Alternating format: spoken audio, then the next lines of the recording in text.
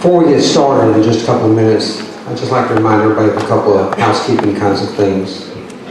First off, let's remember, please, we have a number of children in the audience. Let's watch our language and our emotions. If each person who wants to speak should have signed up in the lobby. We're going to go for 2 hours. We're going to end at 8 o'clock. There's no time limit on speakers. However, please be courteous of your time in order for everyone to be allowed to speak. Speakers will be allowed to speak one time. Once you finish speaking, you cannot come back and speak again. Mr. Young is going to take notes of your concerns, and we're going to put them on the big screen as you bring up concerns. And I may ask for some clarifications on some of the items as you're speaking, and then we'll go over a number of the items towards the end. Just please remember that each student is a child, and all of them are our students. And each one, every student, needs to be listened to, nurtured, and loved. At this time, I'm going to ask the chaplain from the Sheriff's Office, Mr. Stansel, to come out and open us in prayer. Thank you. If you would join me, let's pray.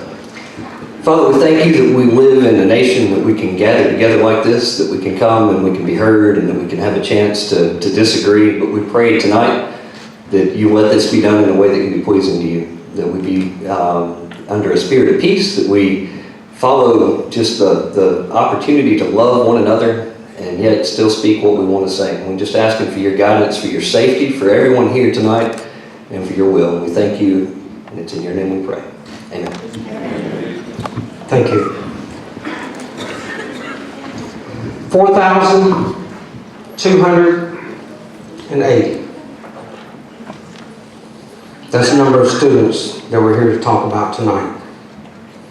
My job is to ensure all are equal on their education endeavor. The board is here to ensure that we do what is right, possibly not what is popular.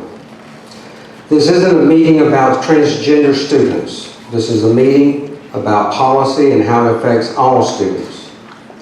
The fire that has come from some of the people can be echoed back in racism back in the 60s. Again, this isn't about one group. It's about the whole group. We have, and we've had, several transgender students in our school system for the past several years. Until now, we've been able to work out plans where the students were permitted to use staff restrooms. We currently have a student who wants to exercise his legal rights as understood by 3 federal court appellate court decisions and 8 district court decisions to use the facility he identifies with. After seeking legal advice, including our board attorney, Mr. Phil Lander, premier school law firm in Georgia, Harbin, Hartley, and Hawkins, and Hall, Booth, and Smith, their advice is to follow the law as it is in the Adams case. I have asked for decisions from several routes to our Attorney General, for our Attorney General to make a decision on this particular issue. I don't believe that it should be just Pickens County that has to pay the litigation issues for something that affects the entire state of Georgia. But in beginning tonight, I must apologize for misquoting the federal case out of Florida on Channel 5. I did state that it was an 11th Circuit Court of Appeals decision which bound us by law. This case is being heard by the 11th Circuit December the 2nd. I have, the legal advice that I was given is that we need to follow the federal court cases across the country, especially the one in Florida. And I was told that if we choose to fight the legal decisions of these court lawsuits, most likely we would lose. It is an understanding that in these cases, such as these, when a judgment is awarded, it opens the door for the losing side to pay all attorney fees. This type of case could cost our county hundreds of thousands of dollars, if not millions. I know that this has torn our county into parts. And I like to say that I am very disappointed and embarrassed about the way some of our leaders men and women that I have a great deal of respect for, the way that they have responded on Facebook about a number of our children. And I hate that that has even happened. I understand the emotions on both sides are extremely high.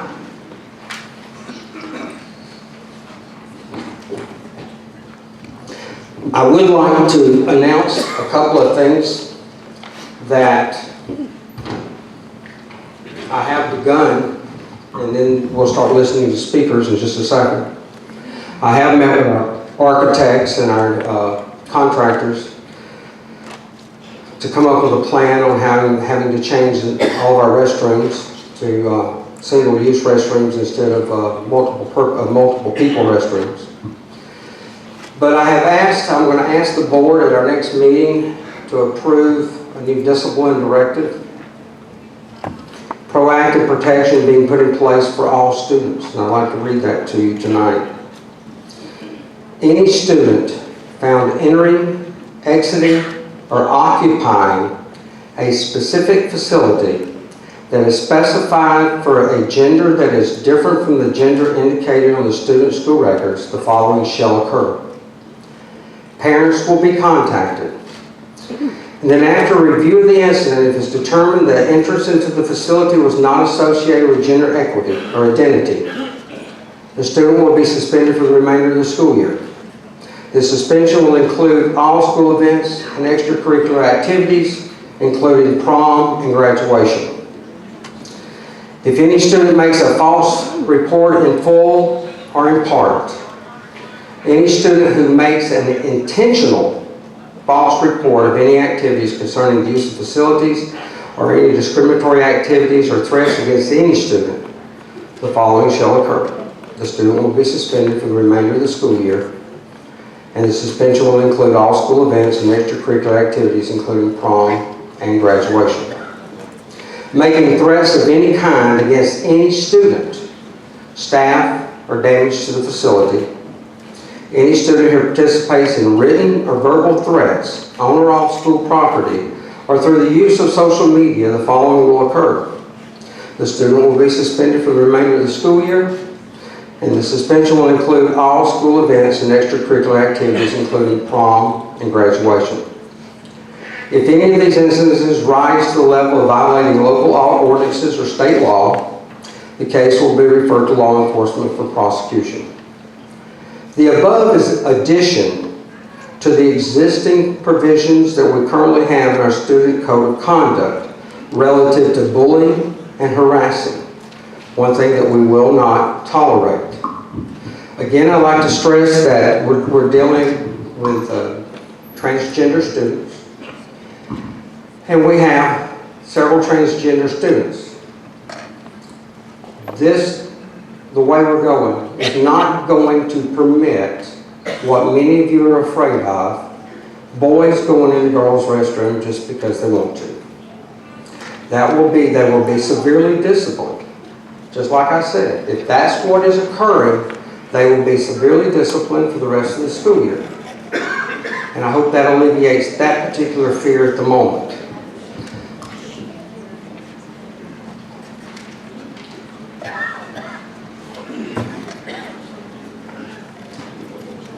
At this time, we're going to select, and the way we did it, we had all the people that wanted to speak put their name on the list, and we're going to draw out by numbers, and that's the order in which we're going to speak. Please remember to be courteous, to be kind, and also cautious of the amount of time you spend so that everybody has the opportunity to speak.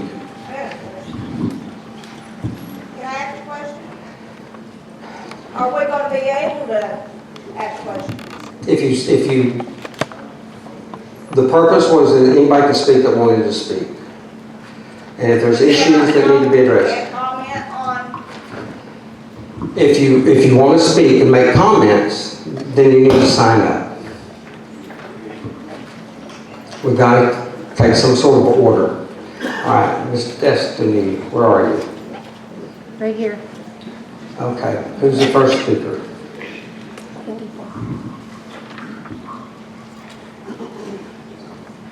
Nola Richards. Who, I'm sorry, who? Nola Richards.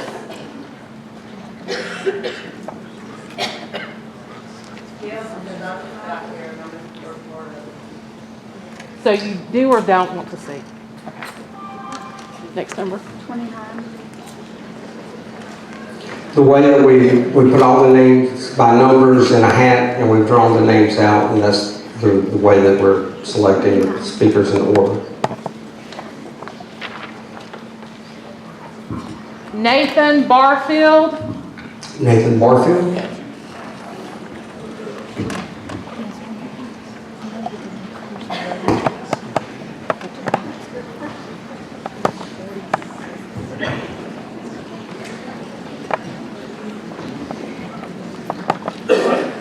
Good afternoon.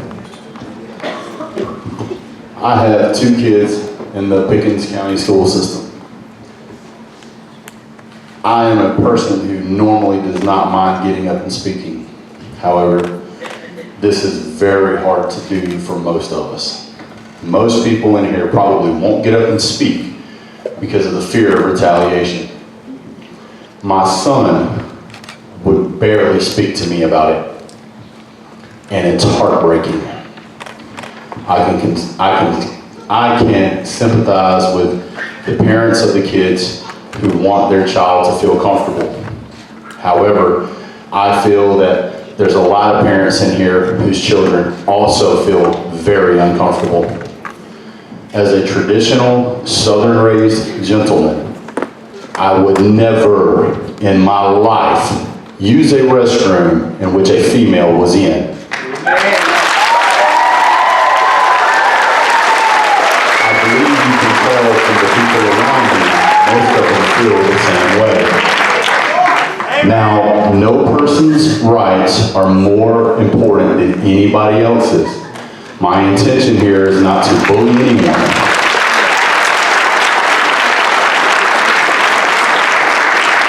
My intention is to make sure all of us and our children are treated fairly. Now, my son has a huge heart, and he doesn't want to say anything for fear that he is going to be labeled a bully. My son himself has been bullied and doesn't want anybody to feel that way. I don't want to make anybody feel that way. That's not how I've raised my kids.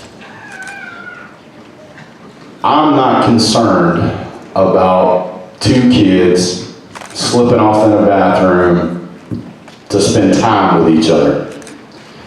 Kids that want to do that will find a way to do it at school or after school or any other time. We've all been teenagers at some point.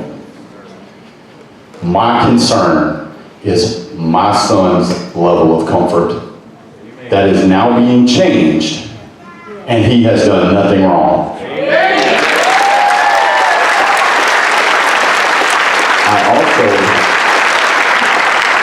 I also don't see anything wrong with my opinion. I don't believe anybody's going to change my opinion.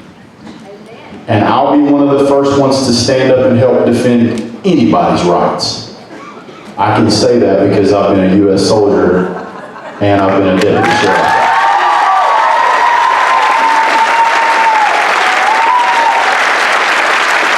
So please, before anybody wants to try and impugn my integrity, please consider that I try to live my life with honor and integrity. Amen. I put my life on the line many days for complete strangers. I would do so again gladly. But I will never let my own family's rights be overlooked or trampled on the way I was raised be trampled on simply because someone else feels uncomfortable.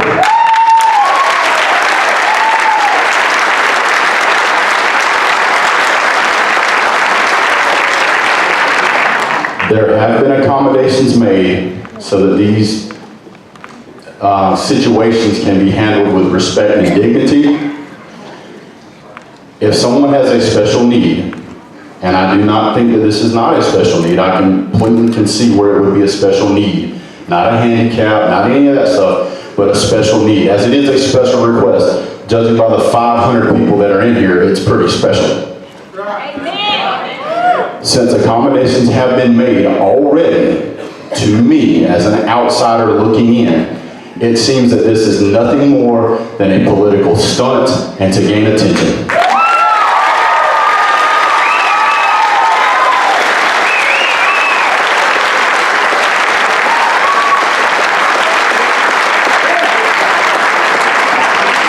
If I have to use a bathroom, I will use whichever one is closest. I don't go trying to find one that I can make people let me use. There's plenty of bathrooms in this school, and while I can appreciate the school's position, as members of the community where our kids go, I don't care what some court in some distant far-off place says about our school.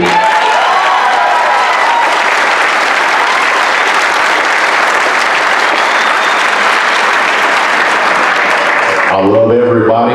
I want everybody to be happy. I want everybody to have fair share of everything. But I don't want it to be about gaining attention. If you gotta use the bathroom, just use the bathroom.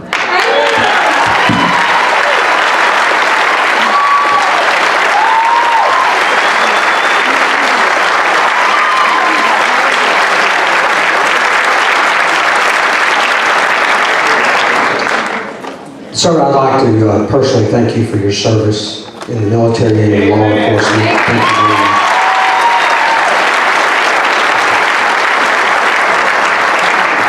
I would like to say one thing.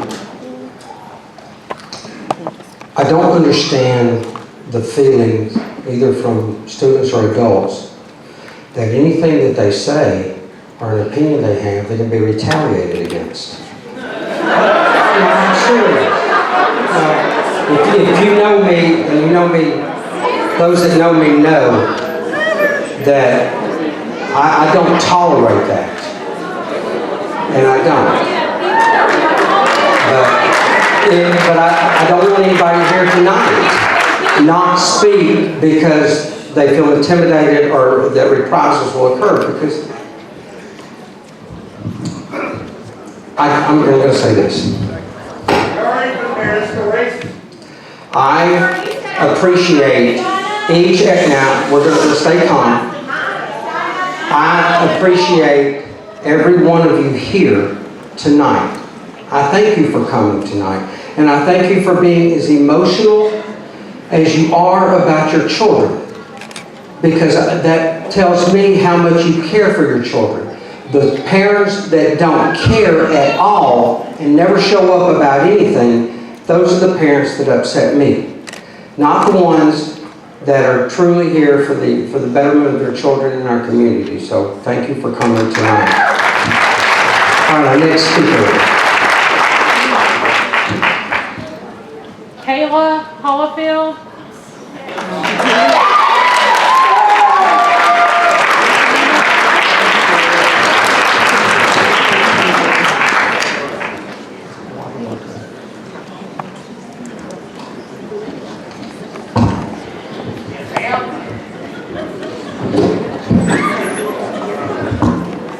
Thank you for having us here tonight, Carlton Wilson. We really appreciate it. And I just want to go off of the last speaker and say you're right. You should be able to use any restroom that you want to use. So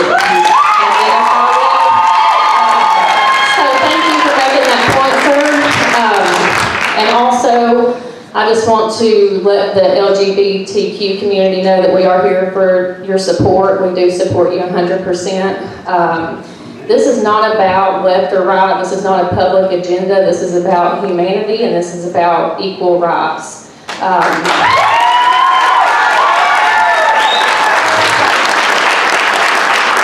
don't want to be here as much as anyone else to talk about this topic, but it's here, and it's now, and we have to, and we don't have a choice. So the way that I think about it is this is happening whether anyone likes it, disagrees with it or not. So the best thing we can do for the safety of our children, for the faculty, for anyone, is to do this in the most loving, equal, best way possible. This is gonna happen, so let's be standing together hand in hand for our kids, for our grandchildren. This is about love, this is not about separation. I feel like we're only going backwards, so let's move forward. And I also want to bring to the attention, let's not get too distracted over this situation about a bathroom, and let's realize also we're talking about arming teachers. So I think that is a bigger subject. Thank you.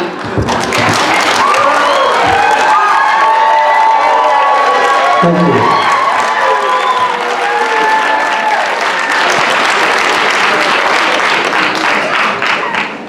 Rusty Harradon. Rusty Harradon.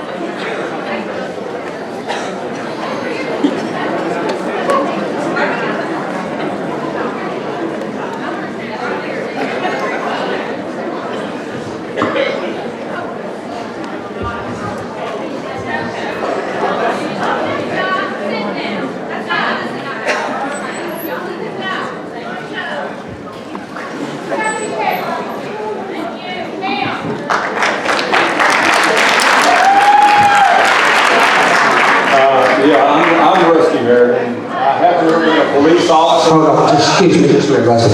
All right, we're gonna stay calm. If we don't stay calm, I'm gonna ask you to leave.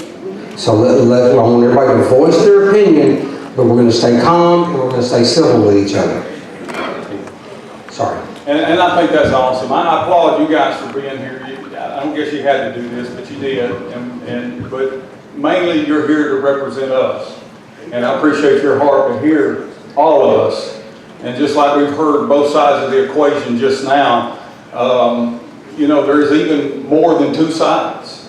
There's looking at it from every side.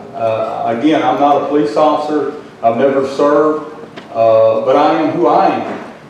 And one part of that is a pastor. And I wonder, how does God look at this?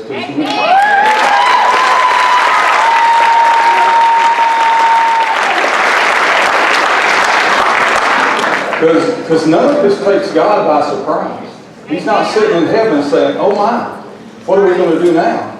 He has a plan. And ultimately, being American, being from the South, especially the Bible Belt, that should be the first place we go. To get our boundaries. Because without His boundaries, He didn't set those boundaries to condemn anybody. God loves everybody. He is not afraid of your sin. His Son already paid for it. He's not afraid of your mess-ups. He can handle any mess-up. What He wants you to do is have a better understanding of a better life. And if we'll look to Him, He will guide us through these tough times. If we walk through the valley of the shadow of death, He's with us. He's going to be with us through everything. Nothing's worse than death. So if He's with us there, He's going to be with us through this. And so, my point in all this is, yes, this last young lady talked about equal rights. And I agree. We should offer equal rights. Equal rights for every human being. Every human being. But even equal rights has boundaries.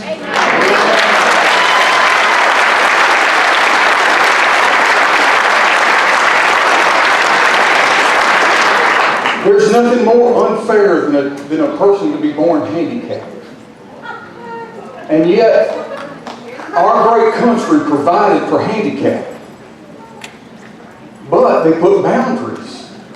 They haven't provided slings to make a child be able to stand up to use the bathroom. They provided a bar. There's boundaries. And we learn to live with those boundaries. I believe, I haven't had to face it as a parent. I've sent 4 kids to Pickens County Schools. I've got 2 grandkids in these schools. I've got 3 more going to be in these schools. And I hope a whole lot more grandkids. I love my grandkids.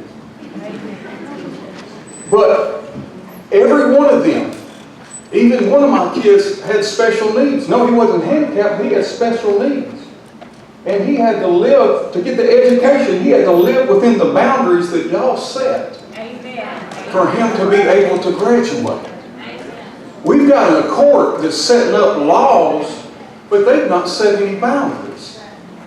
And here we are trying to just make all the boundaries available to every person, and it's not going to happen.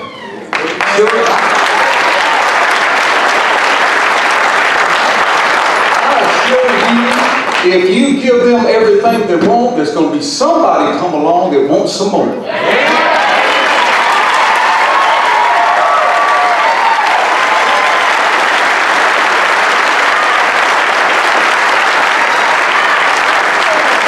At some point, we're going to have to say, you know what? We're drawing a line in the sand. We are moral human beings. Whether you believe in Jesus or not, you're a moral human being. You better have some boundaries or your life's a mess and we don't need to hear from you anyway.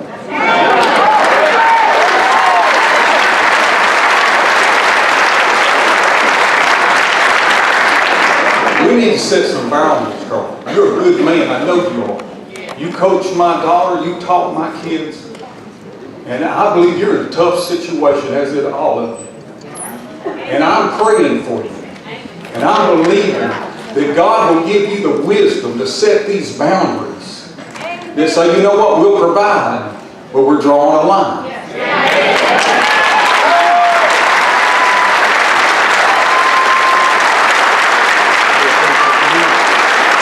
Otherwise, you are bullying us.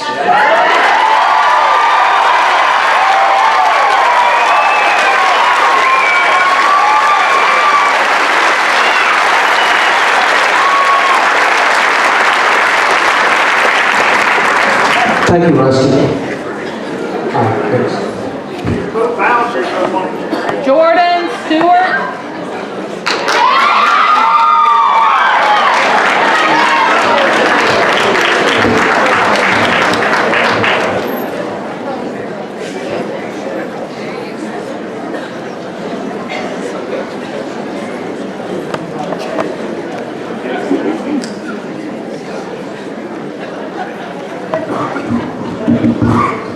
Hey everyone, like they said, my name is Jordan Stewart.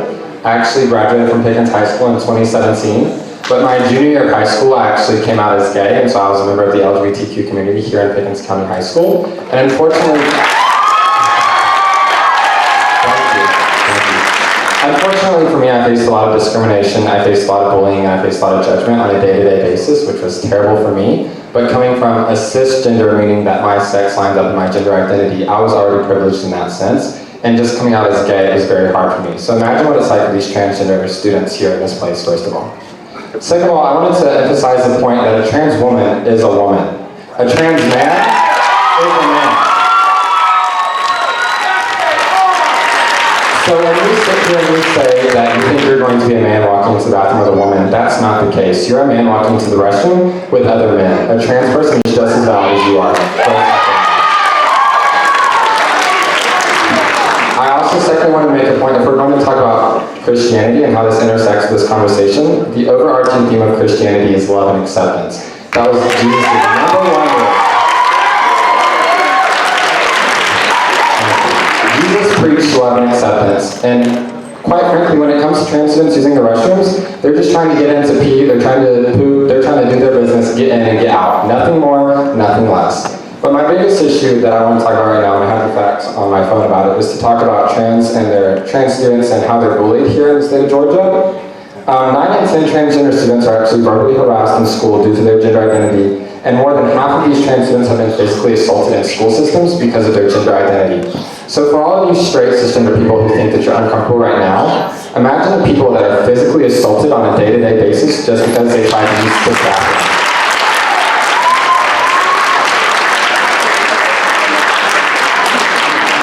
Secondly, nearly 60% of transgender students have been forced to use a restroom or a locker room that's inconsistent with their gender identity in Georgia school systems, and that is considered discrimination, and that is protected in any state. So discriminating against students is wrong and it's illegal, quite frankly.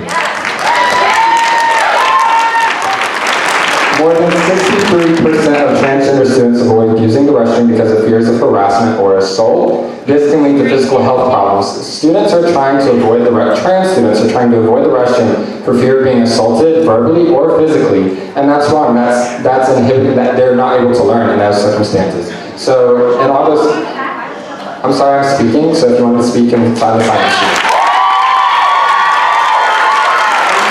So my question to the board is, I know bullying is a problem here in the Pickens County School District, but I think we need to really focus on how bullying is even more so for the LGBTQ community. And I think it's great, and I applaud you for the transgender policy that you're enforcing in the restrooms. I really do think it's great, and you do get my respect for that. But I want to know, even us having this conversation, it's still going to trickle down into trans students, even if we continue to enforce the policy. So I would just like to know what the school board would like to do going forward to make sure that trans students aren't discriminated against and that they're not bullied. And I'm almost done, so you guys will be done with me in just a second. But I just wanted to make sure that we all know that trans rights are human rights, and we demand equality for all and nothing less. And we will not stop until we get equality for everyone. Thank you.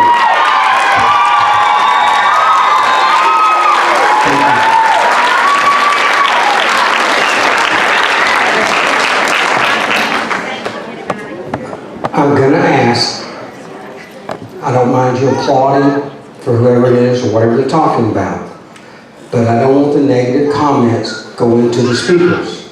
We're gonna be civil. More than anything else, you're adults, and you're gonna be civil with each other.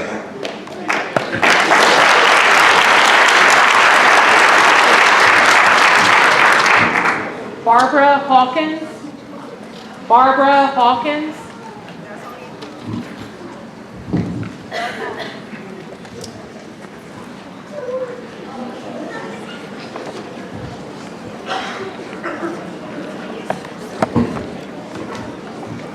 Okay, you pretty well took my question out the Christian thing, but my thing is with the military.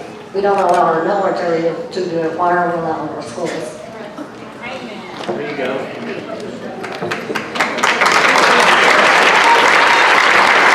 That's our officers doing. Does the officers do it or police? Why are we allowing them in the schools? That's a Christian thing. I teach my girl right from wrong. I said, why are we allowing it in the schools that the militaries and others don't? Why are we allowing it to happen in schools, Yes. not in military? Why are we allowed? I will.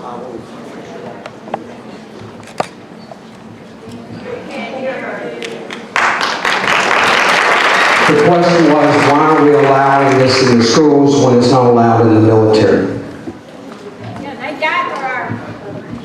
Sandy Bartlett. Sandy Bartlett.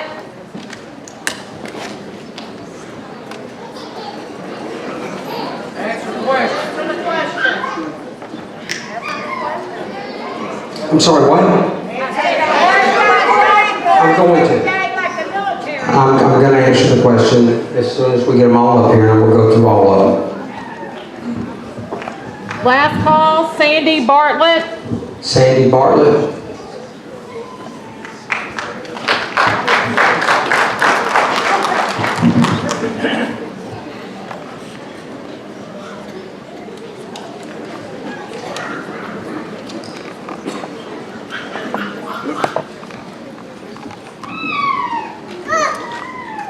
I do care about our kids.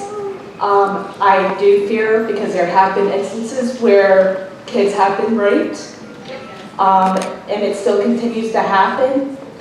And bottom line is God's word. God made them male and female from birth.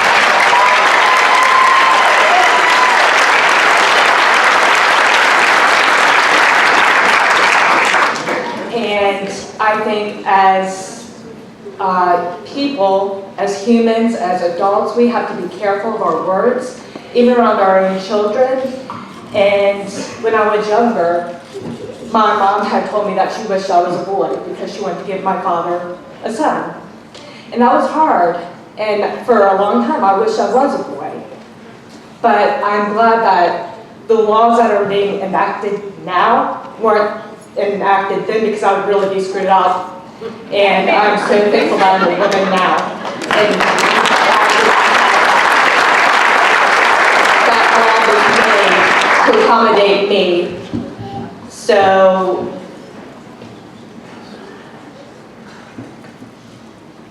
I want all of our children to be protected. As the first speaker said, there are provisions in place for them to be accommodated, but to put the rest of the kids at risk, or to have a child come in and say, oh, that's what it looks like, is absurd and should not be happening.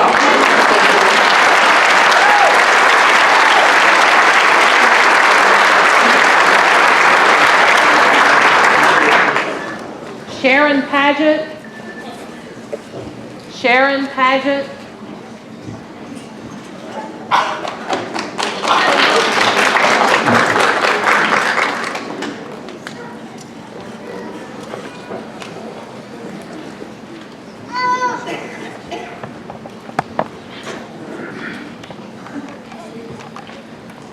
My concern is, I look here at all these people, and I want to say, first off, I love you all. I don't care if you're male, female, or whatever.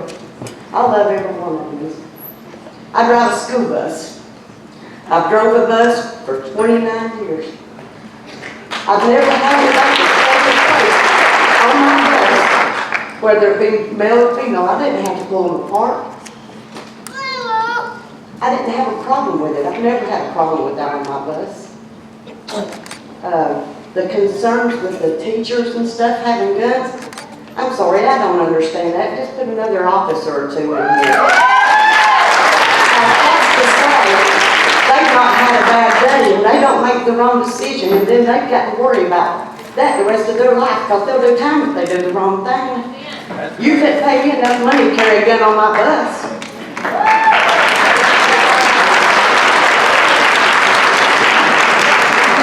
And the thing with the bathrooms, I'm the first guy that stood up, got to go to the bathroom. You know, if you're a male or a female, just go to the bathroom.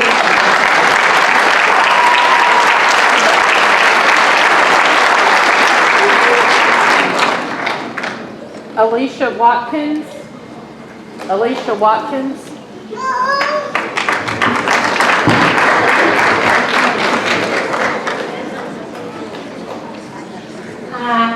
Most of what I wanted to say has already been said. I would like to say that my heart is really sad at the amount of hate that is not only sitting in this room, but that has been on Facebook. We are all humans, all of us.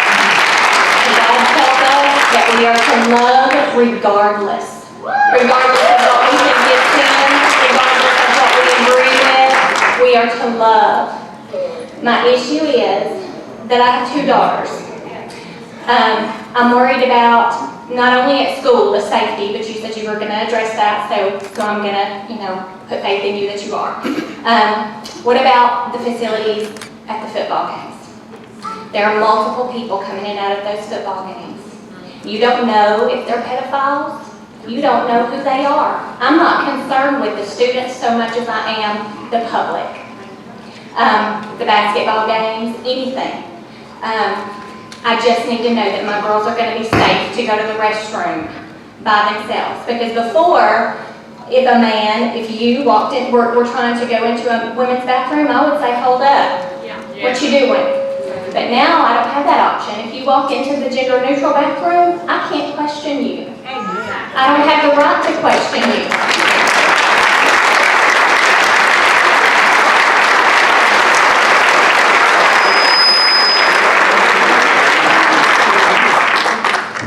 Thank you.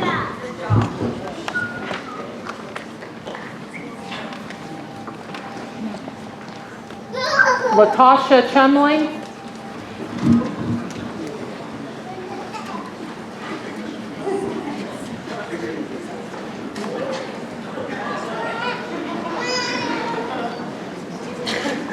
Most of my concerns have already been talked about, but they were talking earlier about bullying. Just Friday, my daughter posted something on Facebook and she found out about all this. And at the lunch table Friday, she was called a homophobe. My daughter loves everybody. Always has, always will. But for her to be in the bathroom and a boy walked in, it's not right.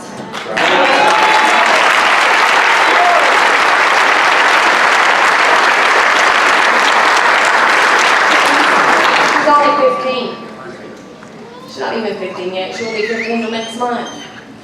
I would like to keep her just a little bit innocent, a little bit longer.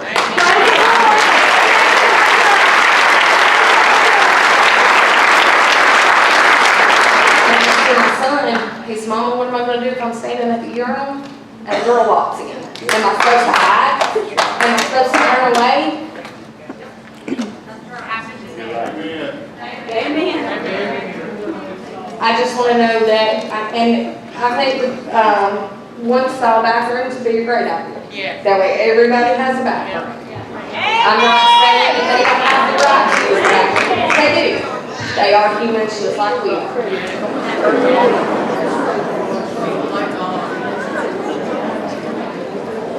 The bullying is on both sides, not just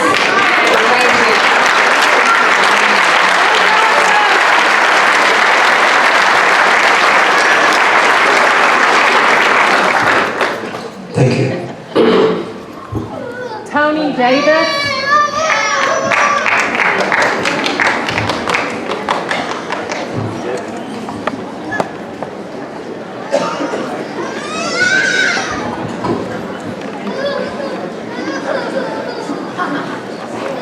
I would like to say that Jesus is love.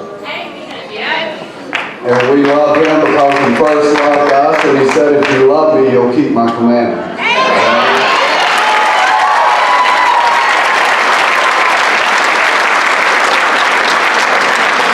I would like to say that I talked to Tony Young last Thursday, I think it was, and he told me this whole decision was based on the fact that you wanted to avoid a lawsuit.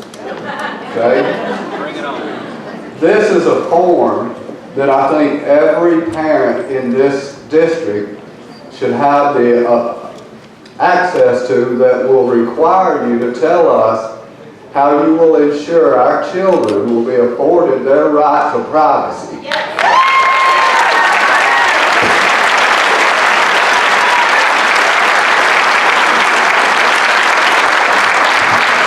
You have constantly stated law. There is no federal law that requires you to make this decision.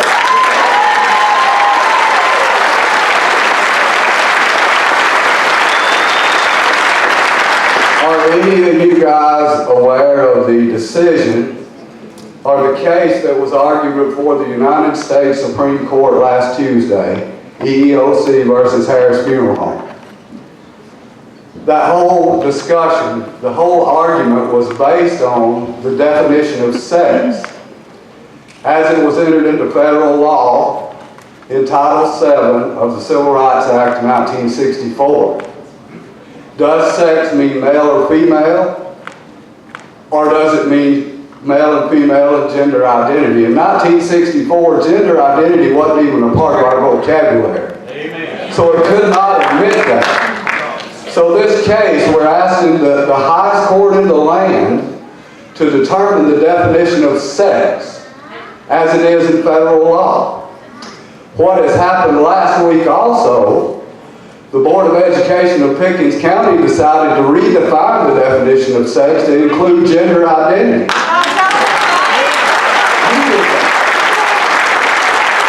When you made that decision, let me just say this. Every child in this district, and even all of you sitting up there today, this goes farther than the bathroom. It's the showers, the locker rooms, the football field. Everybody sitting here, and every child in this district, when they walk into one of those areas, they have an expectation of privacy from the opposite sex. You took that away from them. Yeah. That is a constitutional right. When my daughter walks into the bathroom and she sits down on the toilet, when the door opens, she has no idea who's coming in. And this is fluid gender. So somebody can come in and identify as a female at breakfast and a male at lunch. And they can go into any bathroom they want. My daughter has the right to bodily privacy. The expectation of bodily privacy when she comes in this school. Every child in the district has that right. And as soon as that right's violated because of your policy, the one lawsuit you avoided, you would love to have, because you're going to have a whole lot more.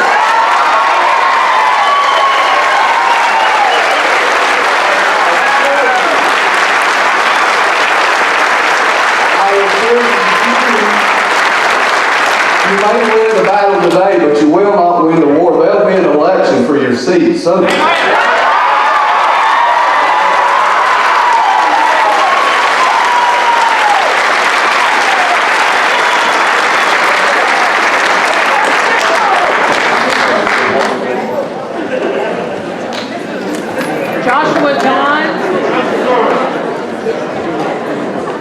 Joshua Johns. Joshua Johns.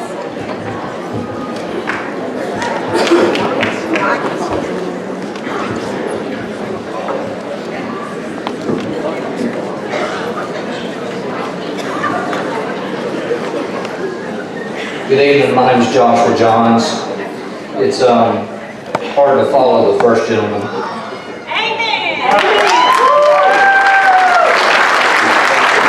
I will say that we've had a lot of things, people have said what they feel. This last gentleman alluded to several cases, and I'm going to tell you what the law says.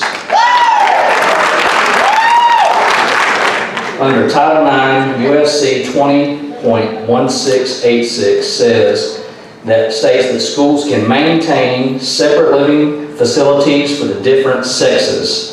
And they shall provide separate toilet, locker room, shower facilities on the basis of sex. Not sex is. One sex. There is no transgenderism.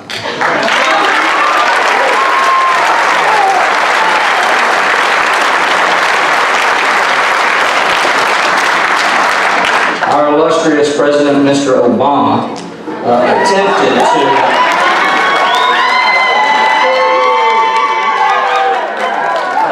to redefine what sex was and to include gender identity.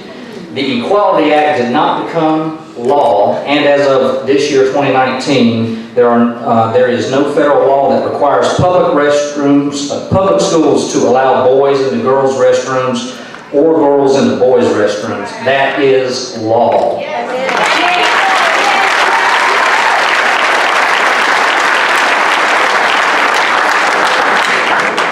On Thursday, you stated Dr. Carlson Wilson, you had stated that you had contacted engineers to see about taking all the bathrooms and converting them into unisex bathrooms.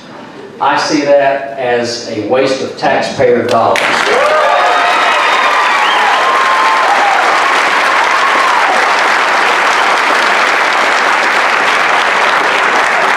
In every restroom, there is a latch and a door.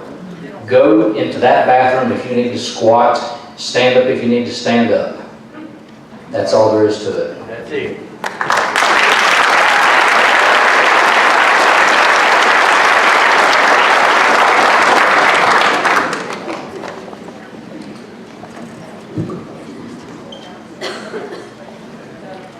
Carrie Lott. Carrie Lott.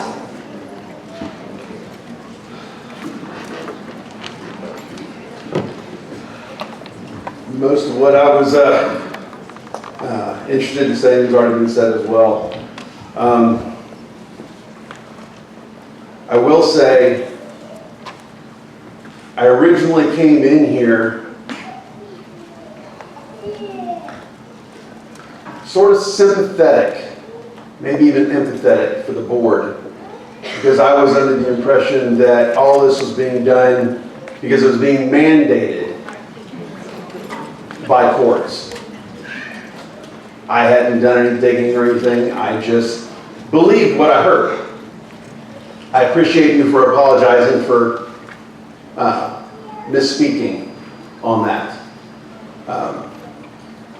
I've also had some discussions with some others here tonight to help me understand that a little bit better. My main thing, I was here originally, was because I was very angry with the fact that you tried to hide this.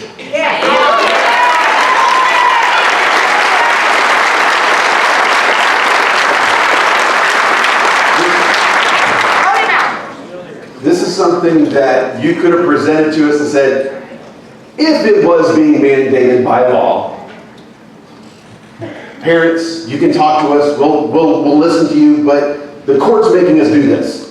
Well, now I find out the courts aren't making you do this, so that's out the window. But you hid it. That's right. Exactly. You tried to sneak it through. Vote him out. Everyone. And I am so disappointed with the people that we elected.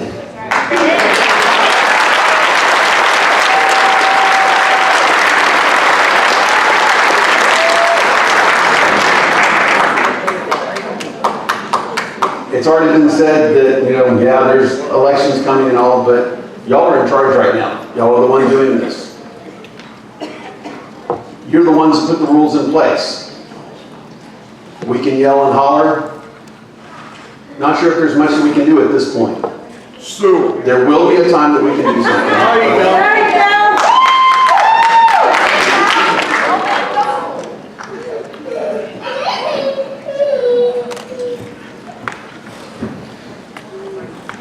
I had to tell and explain this to my 10-year-old daughter.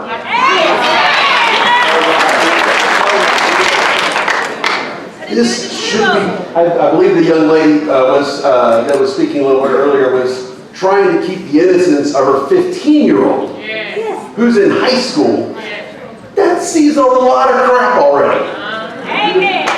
I have a 10-year-old who's in elementary school. This shouldn't even be coming up yet.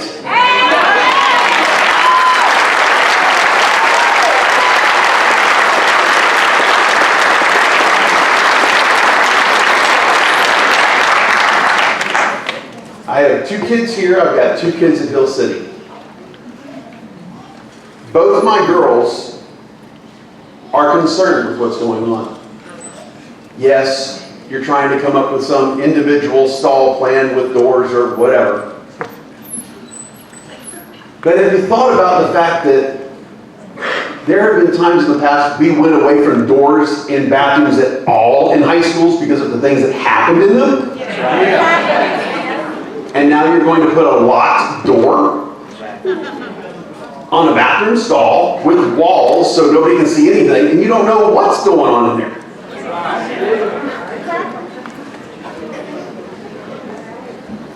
I believe everybody needs to be able to have a place of privacy to do their business. I understand you're trying to do the right thing, but in the process of doing the right thing, you're wronging more than you're making right.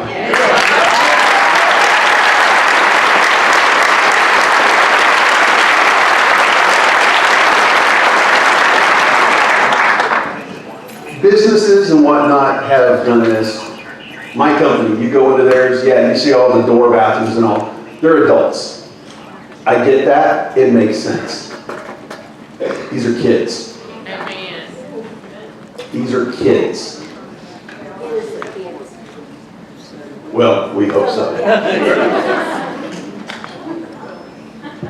If you've got male parts, you go in the male bathroom. If you've got girl parts, you go in the girl bathroom.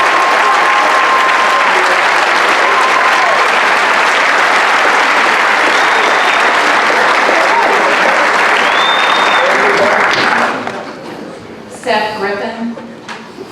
Seth Griffin.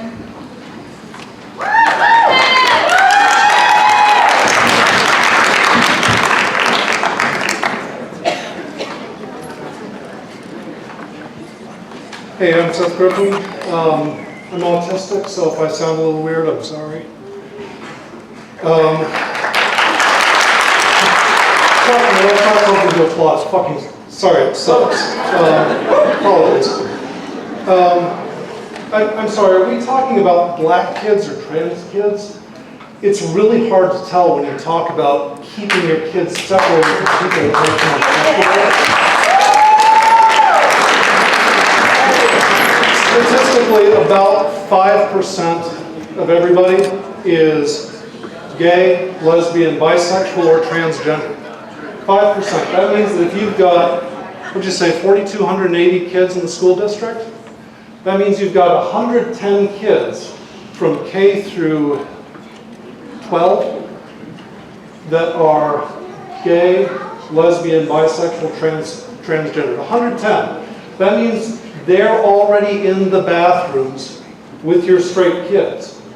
You know, why is this such an issue now when you're worried about, you know, somebody of a different gender when you've already got gay, lesbian, bisexual people in there? It's not an issue. I mean, the idea that somebody... All right, come on now, guys. Come on, guys. The idea that somebody is going to turn their entire life upside down, that they're going to take hormones that are going to change everything about themselves, you know, it's not just how you look. I mean, honestly, if you have ever seen a trans man, you would not be able to tell if this person is not a man. I mean, seriously, look, if you don't know who Buck Angel is, look him up online. The dude's a bodybuilder. He's got a beard.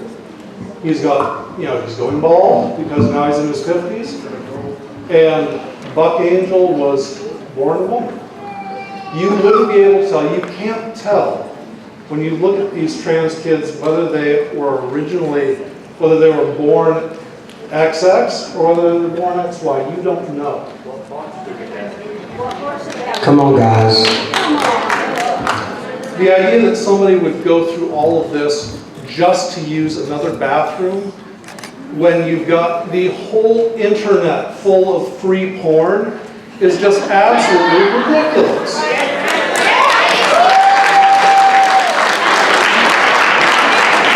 You know, you talk about your kids being uncomfortable, and I gotta say, when I was in high school, I was a fat kid. And I had to go to gym class and I had to change, and I hated it. I hated having to be naked around anybody else. I was embarrassed. It was shameful. I was taught body shame from a very young age.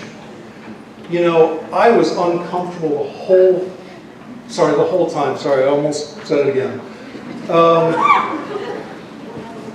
Should my school have stopped having gym class because I was uncomfortable having to change?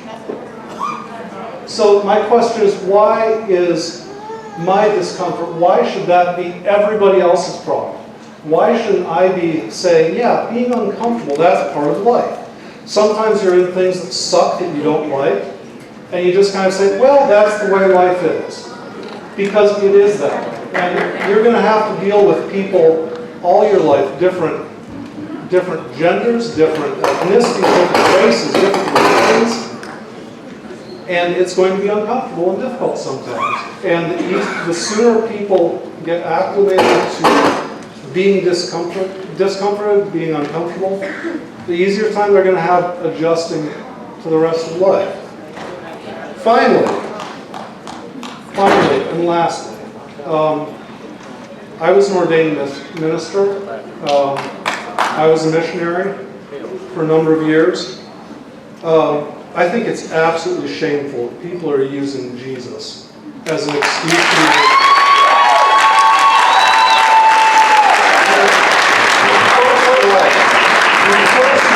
Jesus, when he was asked what the great commandment was to love the Lord thy God with all your heart, might, mind, and strength. And the second is like unto it, love thy neighbor as thyself. Now the Pharisees asked, Jesus, who is my neighbor? And to that, Jesus responded with the parable of the Good Samaritan. Now, what many of you may not know is that Samaritans were viewed as subhuman by the Jews. So when Jesus was saying that the Samaritan was their neighbor, he was saying not just the good Jews, not just the people that look like you, that think like you, but people that you think are abhorrent under the laws of God. Those people are your neighbors, and those people are the people you are supposed to love. Jesus also said, if a man compels you to go a mile, go with him twain. Jesus commanded people to love and to treat people well. To treat people not only well, but go farther than they ask. Finally, if God has a plan, if God knows everything, how do we presume to know that this is not part of his plan?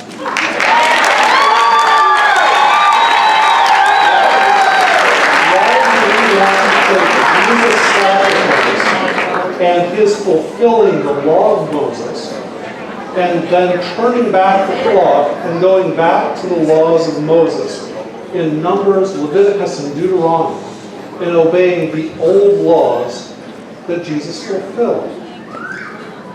Why do we want to undo his sacrifice?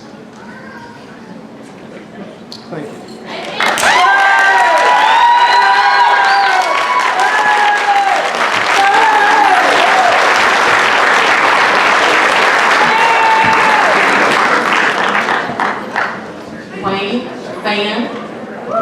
Wayne Fan.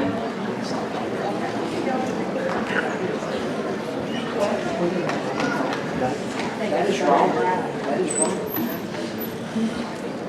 You told people that it's wrong.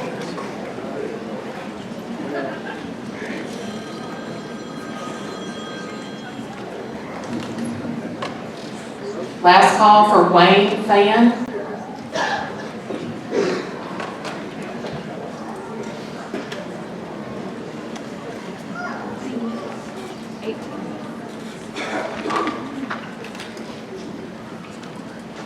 Jody Shipley.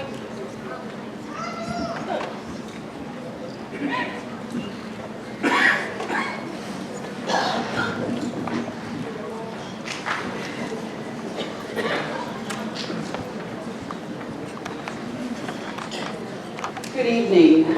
I'm probably not going to have the most popular opinion or leave the most popular person when I leave here today, but I see both sides of the story to this. Individuals who are choosing to change their gender, they're human beings too. They have feelings, they have beliefs, they have rights just like we do. But on the same side of the story, I also look at it from my view. I have 3 daughters in the school system. On Friday, when all this took place, you said that our children would be protected on Friday. You failed. My daughter called me.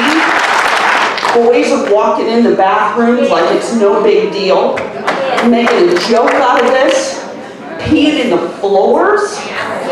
That was my child. Being disrespectful like that, I would have a problem. You need to set some boundaries because they have rights, but my daughters have rights.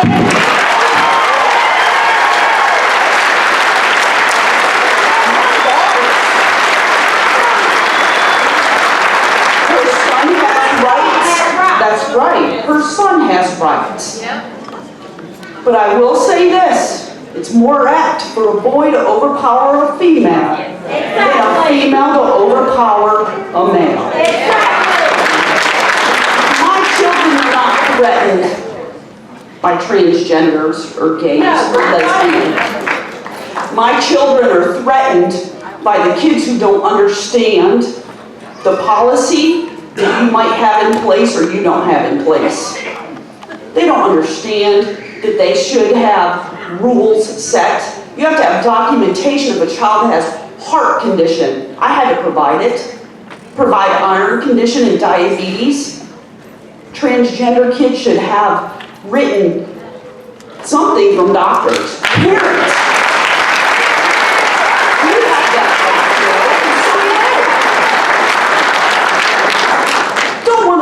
discriminate against them. But if my child has to provide documentation, they need to provide documentation. In the school, authority-wise should know who those individuals are. If you see them walk in the restroom, whatever, who cares? But if there's a boy who's following my daughter because she turned him down, she has a right to defend herself. She will defend herself. So these kids, whether they're male or female, thinking they can just walk in this restroom whenever, I hope they're prepared to meet my daughters.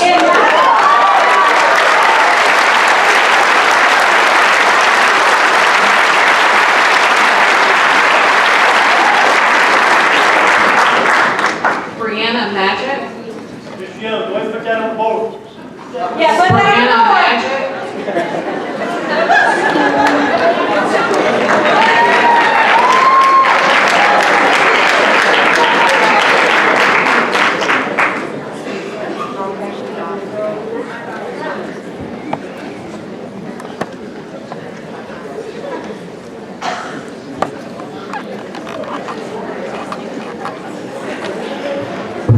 Sorry, I'm kind of short. Okay, so I haven't really spoken in front of like anyone, so just pray for me on that. But the way I see this kind of is like, how many of y'all work in a place where there's an employees-only restroom? Regardless of what side you're for, how many work per place with an employees-only restroom? So, there are teachers here. Is this not their workplace? Anyway, so let's say if I am working if I'm working at Kroger or Publix or wherever, and I'm a grocery bagger, I get to use that employee's restroom. If I decide that that is not my job, I do not like that job, and I go to school, I pay all this money, put in all this effort to go to school and be a dentist, and I get my job at my dentist office, if I have to use the restroom, are they going to make me go all the way back to Kroger, where I used to work, to go to the bathroom?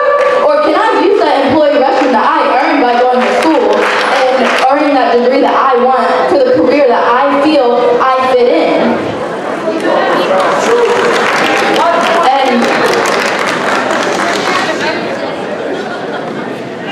And then on a side note, just by listening to all these other speakers, I can't remember who it was, but they mentioned the whole, oh, that's what that looks like. I really hope that you're not admitting your child is looking at other children's genitals. Like, I'm sorry, that is, and if that child has their genitals out in an unlocked stall, then... What about urinal? Come on now, please. Ma'am, I don't know if you've been in a men's restroom, but urinals do have dividers, and still, if it is out, you should not be looking. It is your choice to look. Just like my back is facing y'all right now, so you cannot see what is in front of me. Same as if I was at a urinal right now, you could not see what is in front of me. Okay, guys, come on. Knock it off. And also, just, sorry, I had to, my notes aren't loading. So with the whole, the very first guy mentioned that, there's people here just for the attention. This law has already been passed. The only reason we're here is to make everyone that is not in agreement with the law. Okay, please. Sorry, this rule has already been passed. The only reason we're here speaking on this is to make those that aren't in favor of this rule more comfortable with it. And that's why these men up here have explained that anyone that does not have the documentation and is seen in this restroom will be punished. Just like what the last speaker was talking about, how, boys and girls going into the wrong restroom that isn't on their student file. Yes, by all means that should be punished. But trans children have the documentation and are ready and able to prove it. And that's all I have to say about that. Thank you.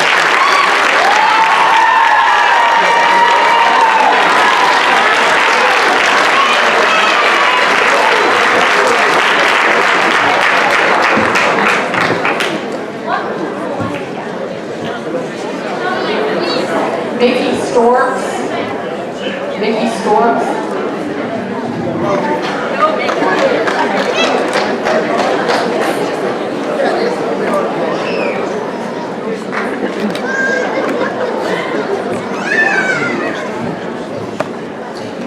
Dr. Wilson, board members, county attorney, where's he at?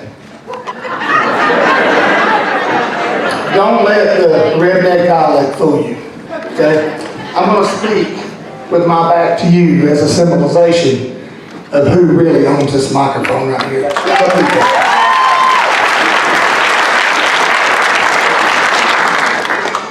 I want to first, and I just added this on my notes, all the citizens here, tax-paying citizens, okay, that actually pay taxes here for the community. I'm appalled that this has turned into a filibuster from young children that can't even sometimes buy cigarettes yet. Okay? And we, the hardworking American people of this community, is getting lectured by an opposing party in a school that we pay for.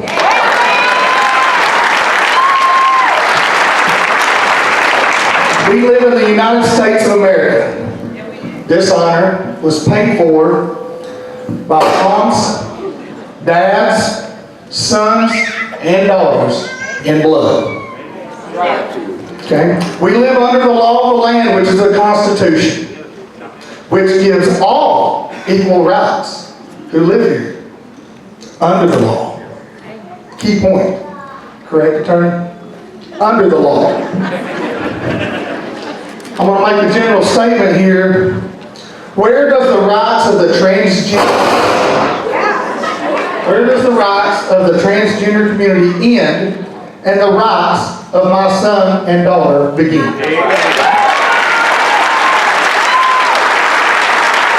I have 3 questions and I want answers. How do we, the people, get answers from the school board and our elected officials who pay the taxes in this community?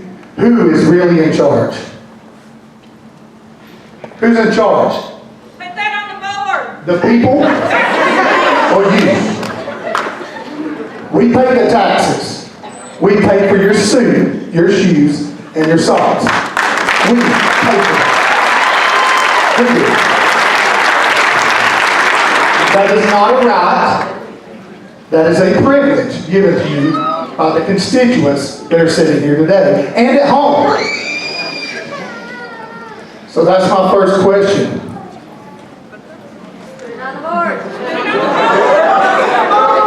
Lack of transparency is my second question. Yes, sir. Why was the lack of transparency? Why was the community not involved and being notified over what was going on? And was done in the dark of the night, in a boardroom, in a meeting room, and now we have this situation. Third and final question. As a hard-working, tax-paying citizen of Pickens County, if this decision is upheld, where do I and the other constituents sitting here among us today get in line to get my tax dollars to where I can send my son or daughter to a school that will uphold their values of education?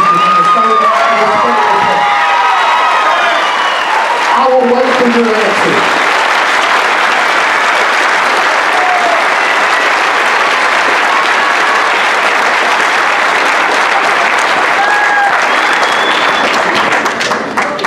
Connie Stevens. Connie Stevens.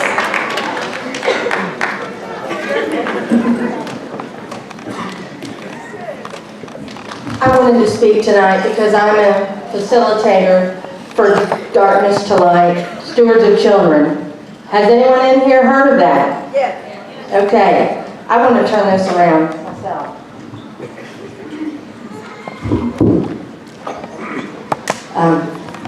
All the teachers in this county should have been trained in that. We got a grant to make sure that all our teachers in this school were trained. And this is the prevention of child sexual abuse.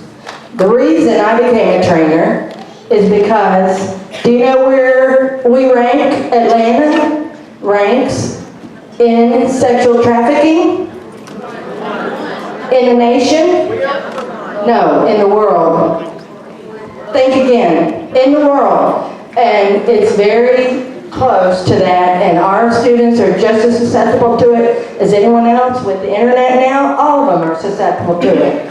So we, as adults, have to take the steps to protect our kids. Not leave it up to them anymore, because it's become awful. It's gotten worse, and we've got to do it. As parents, as adults, I have grandkids in this school system. So what I want to say is, all laws are not good, even if that is a law. All aren't good. We have to stand up, everyone in this room, and make a decision to change it if it's wrong. To do what it takes to make it right, because that's what we owe our kids at the very minimum.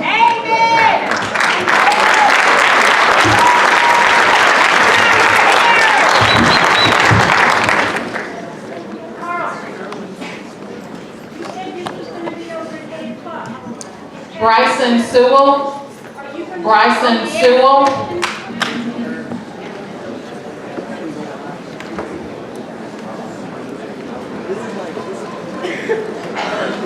We still got 45 minutes. I'm going to answer. Thank you, guys. I'm going to try to, yes. Excuse me. Thank you.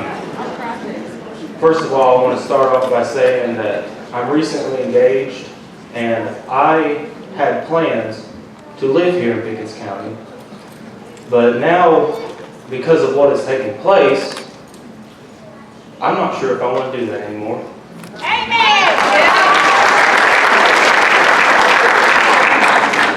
Because I do not want any kids that I may have to go into a bathroom that a biological male could go into the same bathroom as my biological daughter. Amen. Or vice versa. Because it's wrong. Yes, sir. God made us the way we are. Exactly. He don't make mistakes. If you got something between your legs, you're a man. And if you don't, you're a woman.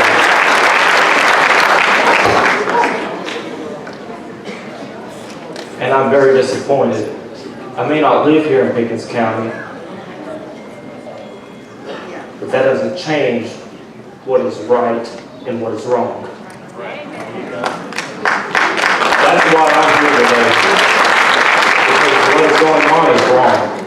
What is going to stop somebody that says, oh yeah, before I get there, can you read to me that first part of the discipline about people that claim to be transgender going into the bathroom, that don't have, that claim to be man or woman?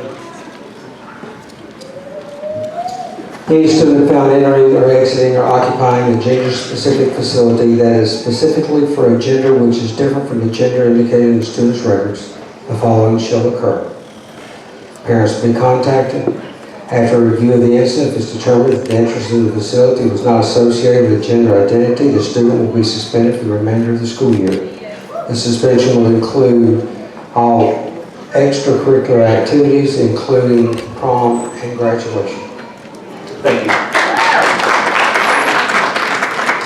Is there any documents that the students will have to give, or the parents of the students that would have to give to notify you of their status on that? I'd like to say right now, we're dealing, and we're going to do some more talking about that in a few minutes. And we're dealing with just one or two children as far as going into the male restrooms at the moment. Wait a minute. Okay. I'll get to that in just a few minutes.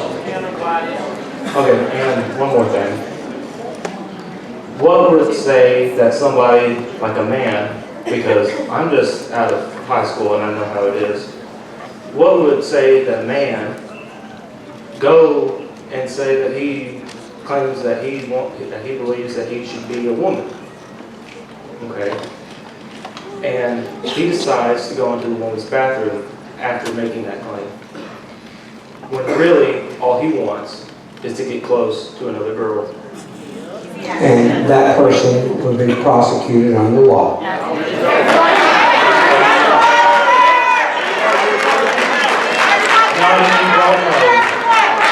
can't look into the hearts of people, you can't look into the minds of people. Yeah, we're not opening the door and saying all the boys can come in our door. If you think that, then you're wrong. If you think that, you're wrong. That's not going to happen. And if it does, those students are going to be suspended, and if it violates the law, they will be charged.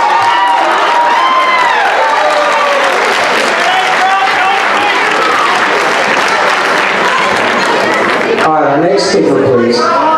Cameron Smith. Cameron Smith.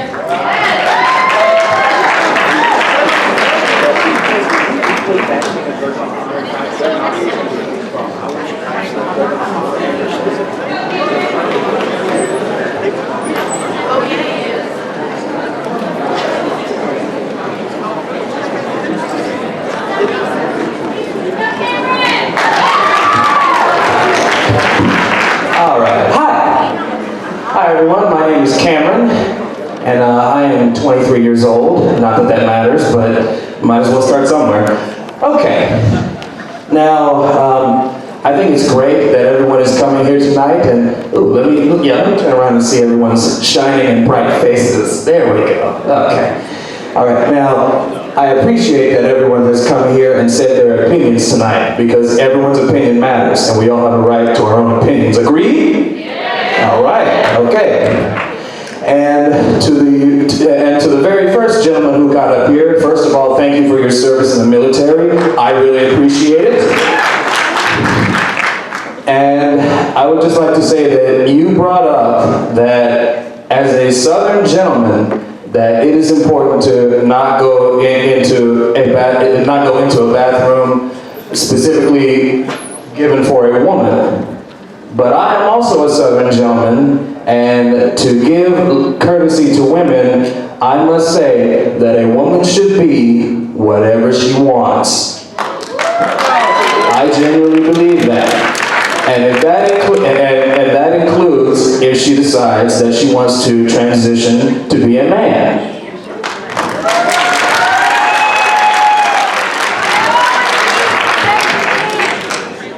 But like I said, everyone's opinion is important, and you all were bold in coming here and speaking. So thank you all for doing that, and good night.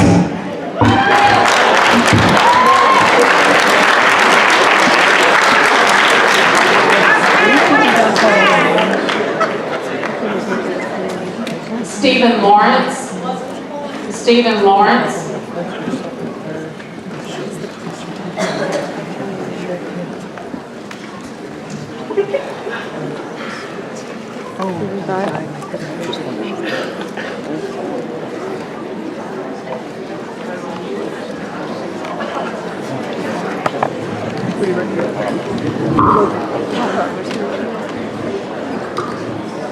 Good evening. Last school year, we had a meeting kind of like this at Tate Elementary. We had a alleged pervert on the sex offender list walked into Tate Elementary and walked into the boys' bathroom with boys in it. I'm a little surprised that we're going to stand up here and pretend like we can control everything that goes into a bathroom based on that example alone.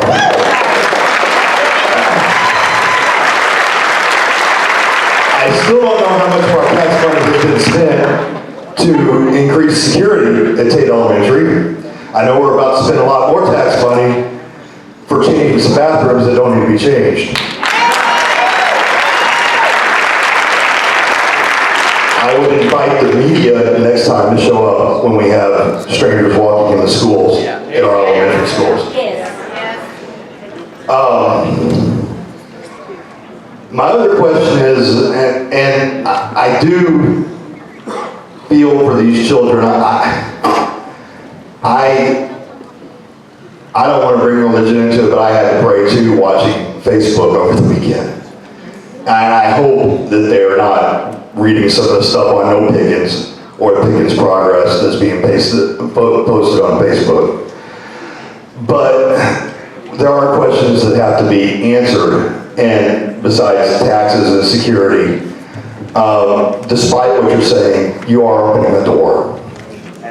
You're opening doors that lead to questions like, what happens if a male decides he wants to play on a female softball team? What happens when they want to use those locker rooms? What happens when the parents of a second grader decide to make a political statement, and then we have to have transgender restrooms in the elementary schools? You've opened up all these doors. And then you're going to sit there and say you did. Then you have no imagination whatsoever, which is probably part of the problem. That's why, we have security issues already as it is. I'm going to leave it at one more thing.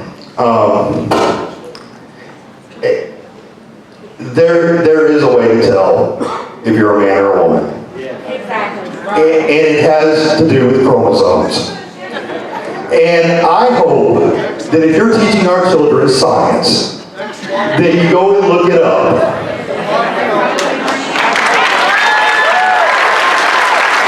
Because it's mind-boggling some of the lies that we'll sit here and believe. And in order to entertain, I don't know, I don't want to go there. But I'm going to leave it there. Go look at a science book. There's a way to tell men from women. Thank you.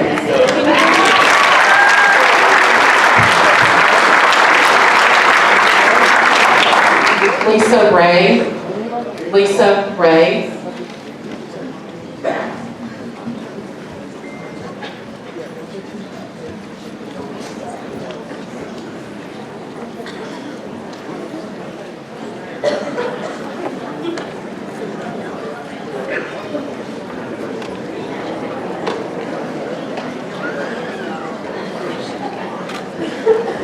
Well, I'd like to just say hello to everybody that's here tonight.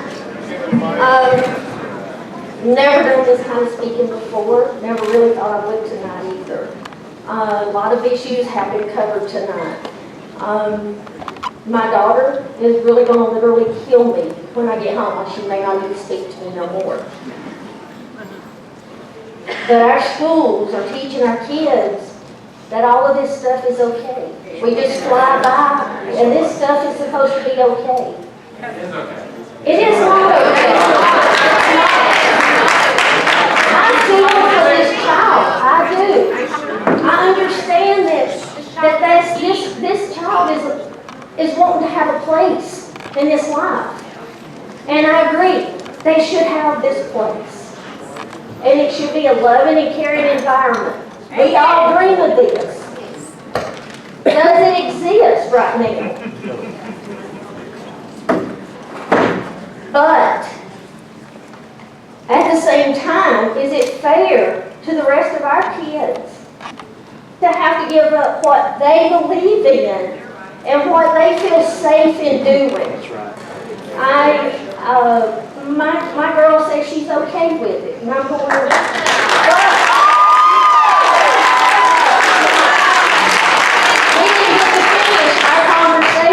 This morning when I set her out at school. No, you need to just stop. Just say, now do it. Yes. I'm trying very hard. I've tried to be a Christian woman. All right, guys. And we do fail short every day. Every day I have to ask for God's forgiveness for my sins, not for anybody else's. And I want this child to have a safe place to be. I do. I do believe I know who it is. They're adorable. But what makes special, more precious than our other kids here. You're putting me on top of it.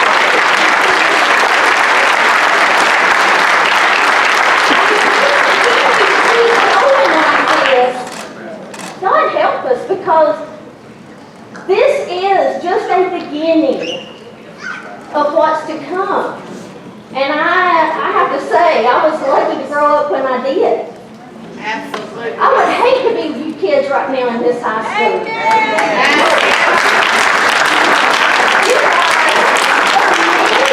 They bully each other. They get bullied from above that administration levels. They teach our kids that all of this stuff is right. And we need back a hold of our own kids. I want to know what my kids are being taught here. I want to know. Because everything that they teach is not correct. And this is one of those things. I want them all to be safe. You give them an opportunity to do something that was safe, and they have now rejected it. Should that fall back on the rest of us and the taxpayer money that it's going to cost to do all of this? We work hard. I'm in lower income, if you want to know. I never thought of myself as low income, but I'm low income. I see my daughter every day coming in and telling me, oh, that's not the right way to think, Mom. You don't know how it is anymore. I do know how it is. I've watched it.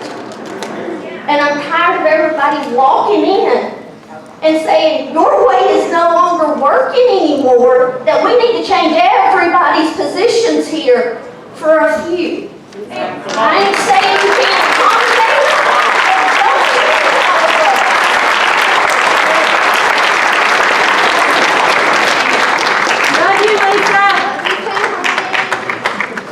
Love you, Lisa.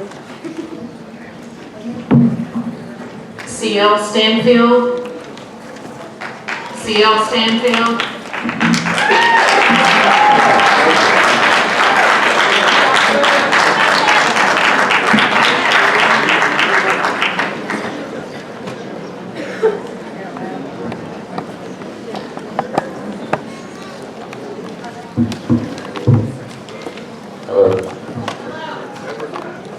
So I'm not the biggest fan of talking in front of crowds, probably like most young people you have met. But I did graduate from Pickens County High School in 2017, and I did start my physical transition right after I left, and I did come out.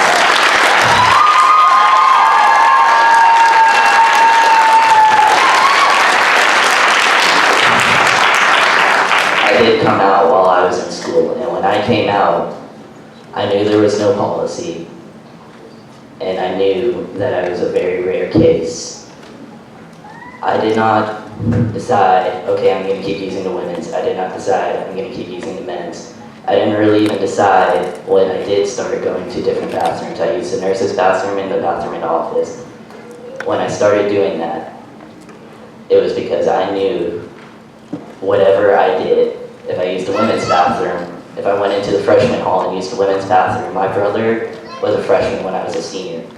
They knew me as his brother. If I walked in there, somebody would have been calling saying, there was a boy in there with my daughter. What are you going to do now? If I went into the boys, it would have been, there's a girl in there. They've been going to school together. What is happening? Not in schools. If I went into the men's restroom,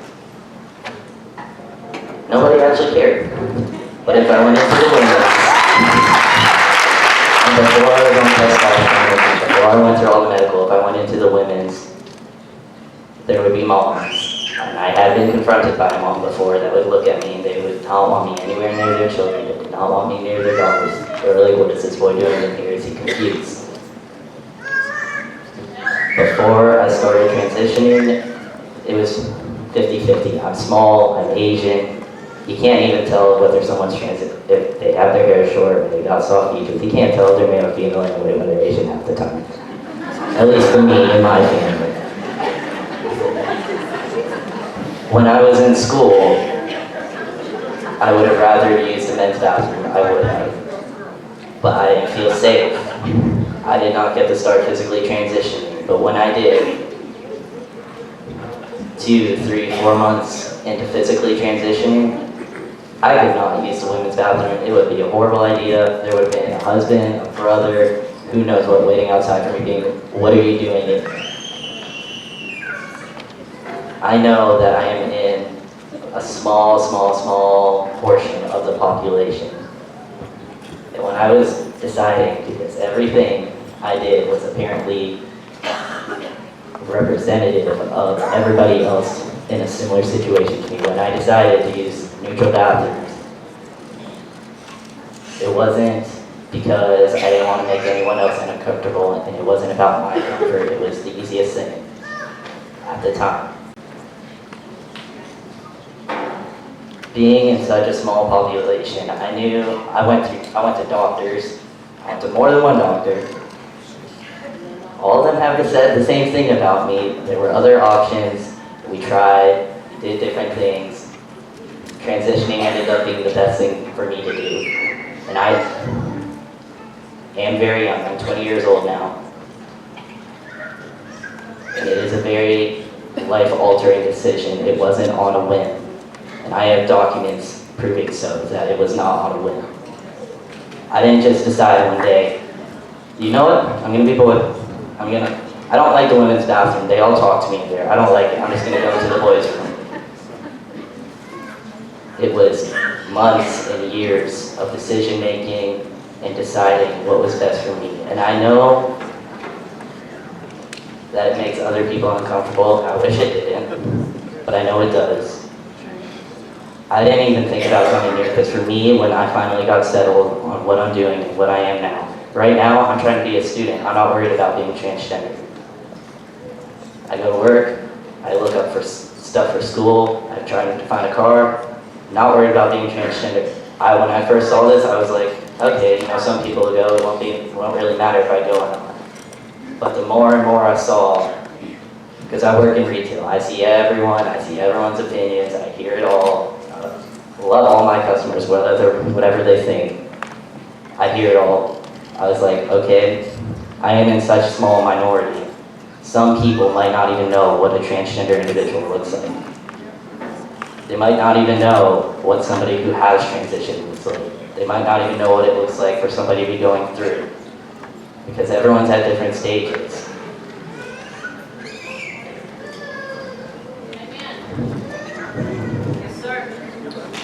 Where I was, like, gender identity-wise and how I presented 3 years ago to now, I don't look like the same person. The only thing that's changed with me is I've grown as a human being. I'm just growing up like all the other kids. Transitioning ended up being a part of that, but it wasn't all of it.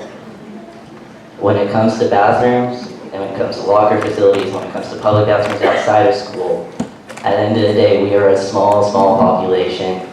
Most people who are transitioning, at some point when they're out and comfortable enough to use the other bathrooms, their family knows, their friends know, their doctors know, everybody knows.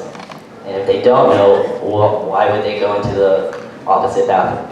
If I knew somebody who was transitioning from male to female, who hadn't come out to anyone, why would they go into the women's bathroom for that day and say, you know what? I'm a girl, I'm just gonna use here. Oh, those friends? Yeah. I didn't tell them, this is how I'm coming out. They wouldn't do that. It is a process for somebody to go from one sex to another sex, from one gender to another. It is a process, it's not a split decision. There is a difference between somebody who just walks into the bathroom and says, hey guys, I just went in there, I saw all these girls. That person, they're friends with their guy friends, they know, they all know that's a guy. When I came out, everybody eventually knew that I was a guy. My support from person to person, different, but they knew. I don't particularly care whether someone agrees with my identity. I mean, whether somebody says I'm not. Some doctors say I can be, some doctors say I can't be. Who knows? But this was the right decision for me. And when it comes to bathrooms, you can tell the difference between some guy who just walks in there and wants to show off to his friends or creep on who knows who, You can tell the difference between that sort of person and somebody who is gone until their family, their friends, their doctors, whatever. You can tell the difference between a transgender individual and somebody who just wants to invade somebody else's privacy.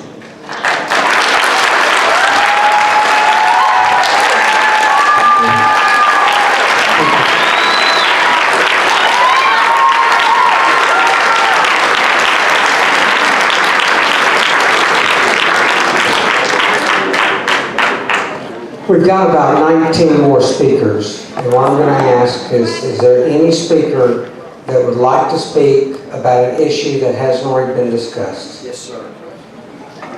Anybody else? 3, 1, 2. Is it about issues that have not been brought up yet?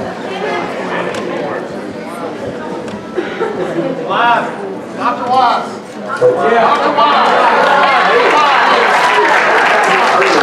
Yeah.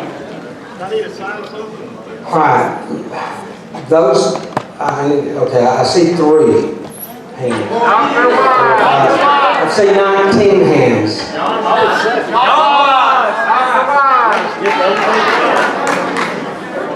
Who's next? Just all the stuff on the list. Will. We can stay a little past 8. We don't mind. No, but I won't put my name on the list. All right, whoever's next. Michael McGraw. Michael McGraw. So, Dr. Wilson, just to clarify, are you going to honor all of them? Yes. Okay, thank you. Thank you. My name's Stephen Kyle. Albert Stephen Kyle. He's Michael Grossman. Thanks. Go ahead, Mike. You're on the list, aren't you, Steve? I am. Okay. I was first on the list.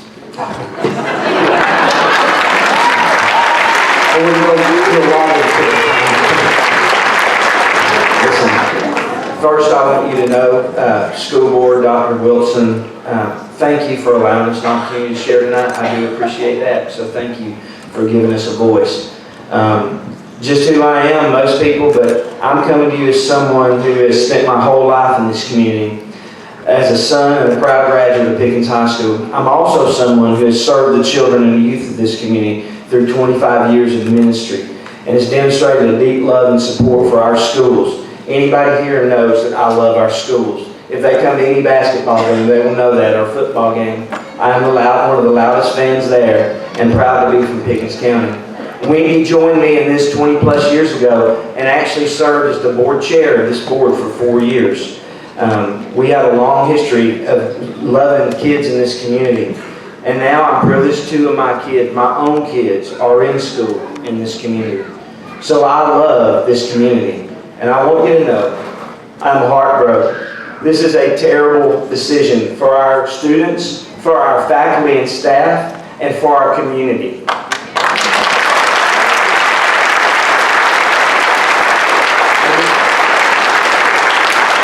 You know what? And I'm going to speak to this. I fear for our transgendered students. Have you really considered what this does for them? I mean, there's 3 really bad things that can happen by allowing this. I won't even go into them, but I know what they are, and you do too. So I am concerned about them. I've had the privilege of ministering with many transgender and gay students in the ministry that we do. I am fundamentally opposed to those things, from my Christian values, from science, biology, psychology, sociology. We are created male and female, but I believe everybody deserves to be treated with love and respect because we're created in God's image. But here's some things that haven't been said. One, I do want to agree, the privacy issue is my main thing. I am not as concerned about the transgendered student, but guys, I've done ministry for 25 years. And Mr. Wilson, Dr. Wilson, I don't care what you say. There is no way you can police this. There is absolutely no way you can police this.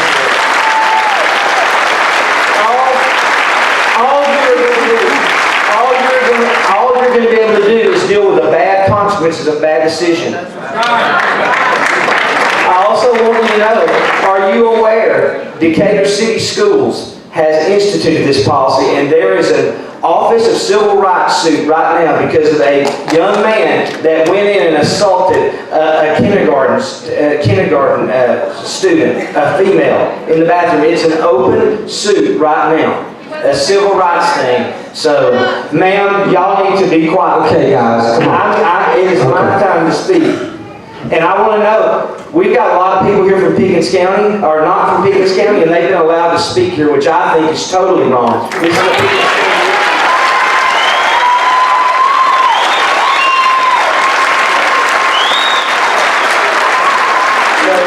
The other concern I have, many of our staff, and they've contacted me, they are fundamentally opposed to this, and you have put them in a terrible position to have to deal with this. They are fundamentally opposed to it on many and on safety issues and everything, and they are having to deal with the aftermath of this. That is so wrong. And told not to talk about it. Yes.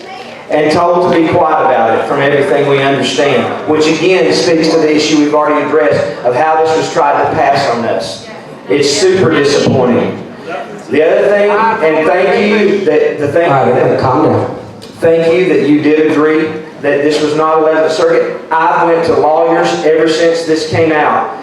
Guys, there is nothing that mandate this had to do. I've called you, I tried to talk to you, Dr. Wilson. You had Tony call me, which is fine. I love Tony and we're good friends. And but I told him, you guys have received poor legal counsel. And let me tell you what. I have friends that have contacts very high in both the Cherokee County and the Forsyth County school system, two of the biggest systems in our state and close by us. And their word was, we are all dealing with this. They said there is no way on earth we would do this. Matter of fact, the appeal that's in the 11th Circuit Court, they're expecting that decision to be overturned, and they're not daring to make a decision about it. And they said there's no way we would do this unless we are absolutely mandated to have to do it. So why did we in Pickens County to choose this and jeopardize all of our students and the safety and open this door? It makes no sense.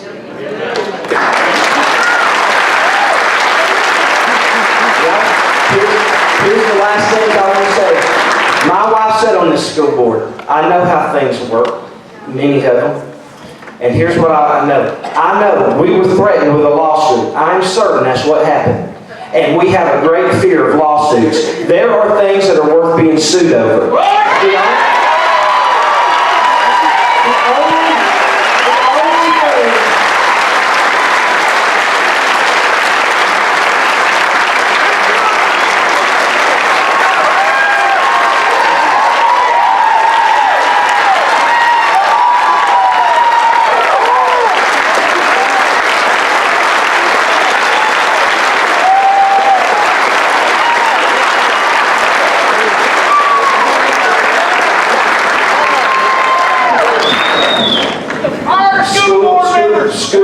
School board members, Dr. Wilson, Philip, Tony. The only question we need to ask for Pickens County, is this the best decision for all of our students? My answer, and I think all this is no, it is not.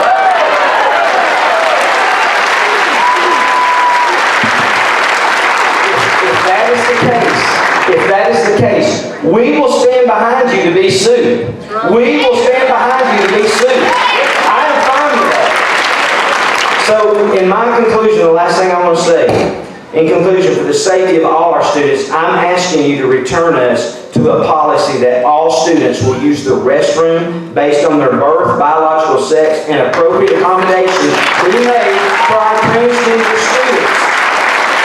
Dr. Wilson, it's my understanding that you made this decision as an administrative decision. That could be wrong, but that's what I understand from some of the board members I spoke to. I'm asking you to immediately reverse this decision.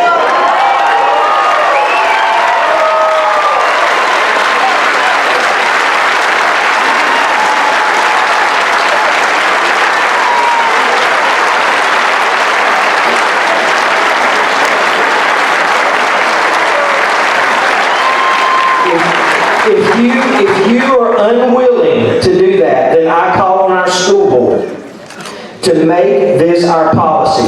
That is what you're here for. You have the power to make policy. And if he is not willing to do that, then I'm asking you to make that policy. And if he is unwilling to do that, then you need to remove him as our superintendent.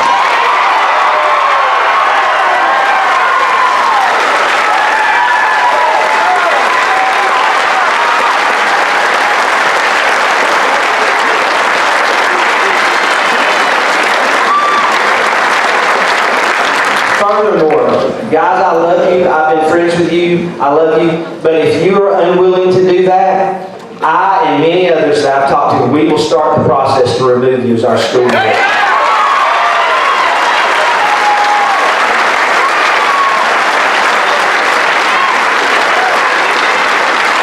son and my daughter are in these schools. This makes things unsafe for everyone. You cannot police this. You cannot make these decisions. You can't put people in the who can go in and who can go out. You can't do it. And this is a bad decision. We've opened a Pandora's box, and we've got to shut it. And so that's where I'm at on this, guys. I feel that passionate about it and strong about it. It is bad for our community. And I will stand with you to reinstate our policy, but I will stand against you if you do not.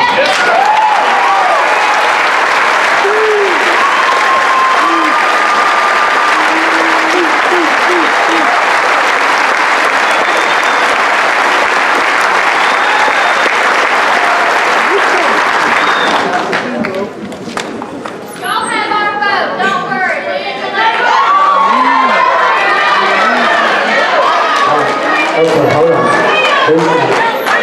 How many more? Okay, let's calm down. Calm down. Calm down. Okay, everybody calm down.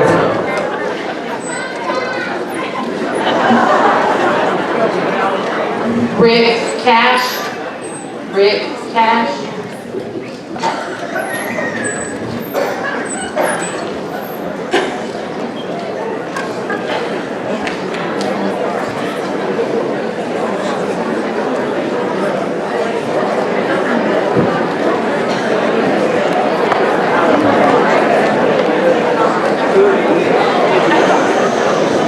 Okay, everybody calm down, please.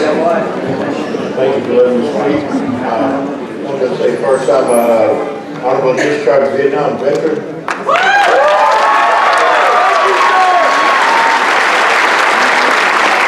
got a granddaughter for this school. I've got another one in junior high coming up. Amen. They're my heart. Brothers and sisters, this is wrong. I'm telling you it's wrong. I want to tell you something else. I'm a past chaplain for the Post 149 American Legion in Jasper. And there's only one time that I can read in Scripture where it was right for someone to go do something in the darkness to find the truth. It was Nicodemus. He was a Pharisee. Pharisees had to be sworn in for the beliefs of the first 5 books, the Torah of the Hebrew Bible. And then he had 3 witnesses. Nicodemus was more than that. He was a member of the Sanhedrin. 70 members, which was the guiding, ruling body. And he went under the cover of darkness to see Jesus for one thing. To find out, where is this truth coming from? Miracles. He knew, without a doubt, that it was coming from God himself. Friends and neighbors, that's the only time it's right to go in the dead of night to do it, to find the truth. And Nicodemus found it. He purchased with his own money, he was a wealthy man, 75 pounds of spices and oils to anoint the body of our Lord Jesus, which was big money in that time. Here we are today, fast forward. How can we come with this? There's a term I'm sure you're all familiar with, the tail wagging the dog. Ladies and gentlemen, I'm going to tell you this, it's not right for the small group to rule over all of us. It's wrong.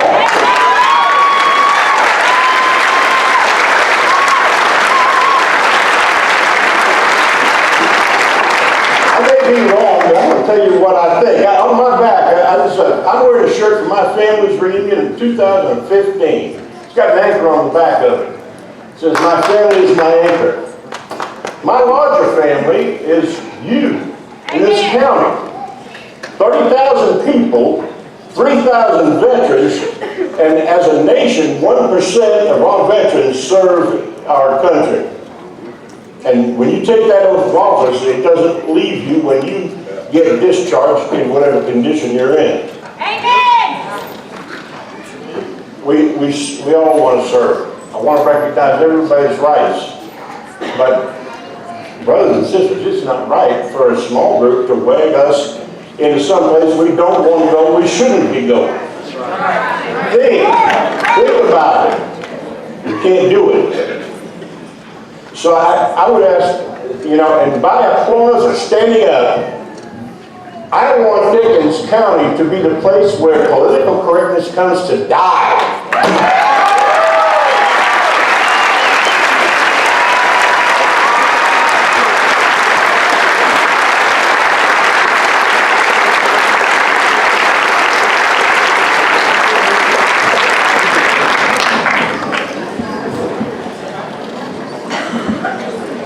Clint Hooker. Clint Hooker.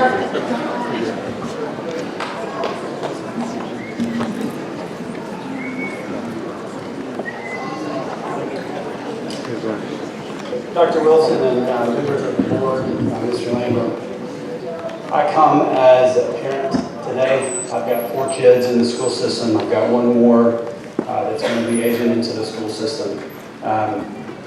And I come with a couple of concerns. I appreciate you speaking as you did at the beginning, talking about the legal process. When I first heard about everything that was going on, I did have concerns that it was not, while the legal terminology would be precedent, it wasn't binding precedent at that point. And so that was a concern. I appreciate you clarifying that today. My concern as a father is that I feel that I have to, there's an objective truth. There's an objective right and wrong. And several before me have spoken about what's right and what's wrong, and a lot of what I was going to say has already been said. But I think at some point we have to stand up in love, and love says tough things. Love says, you're wrong. Sometimes love says, is my wife saying, you don't need that extra honey bun, or you don't need those things. Love says tough things. We have an absolute truth that I think we are called to stand up for. And I really don't believe this policy, I really truly don't believe the policy honors that truth that we should stand for.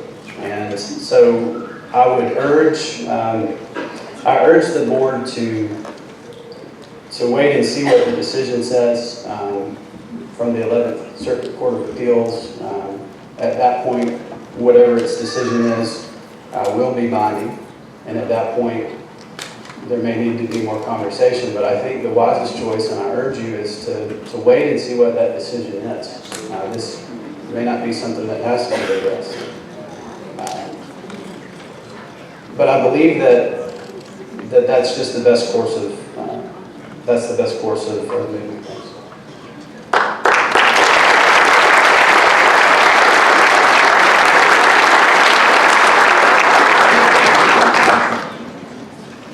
The next name, I believe, is Michelle Tidwell.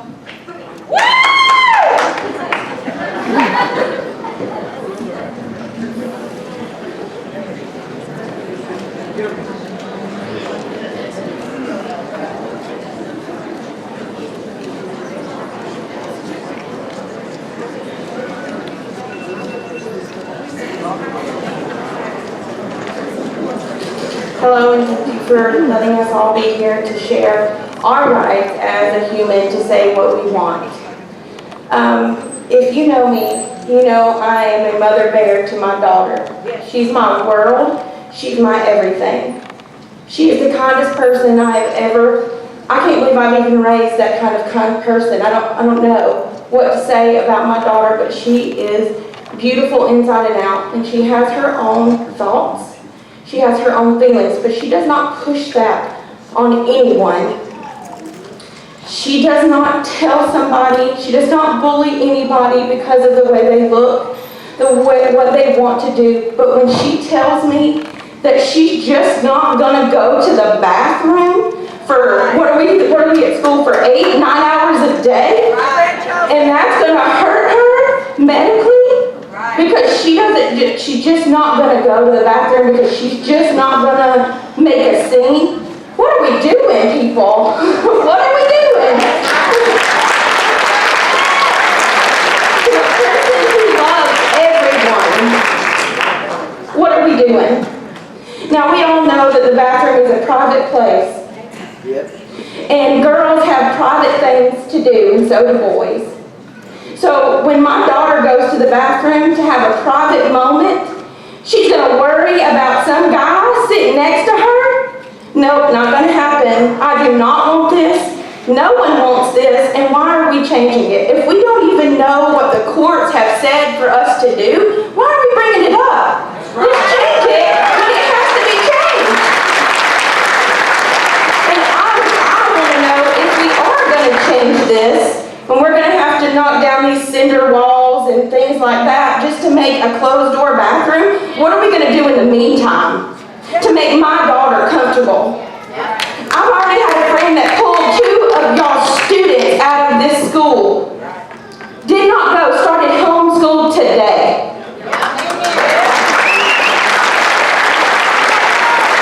Money lost on y'all's part.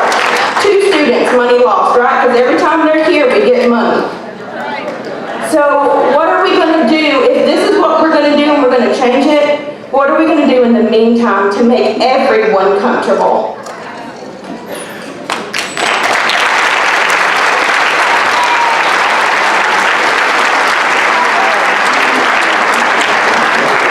Michelle McClure.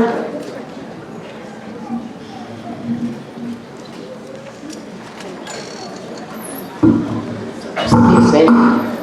First of all, I too would like to thank the board for opening up this forum for us to have a discussion.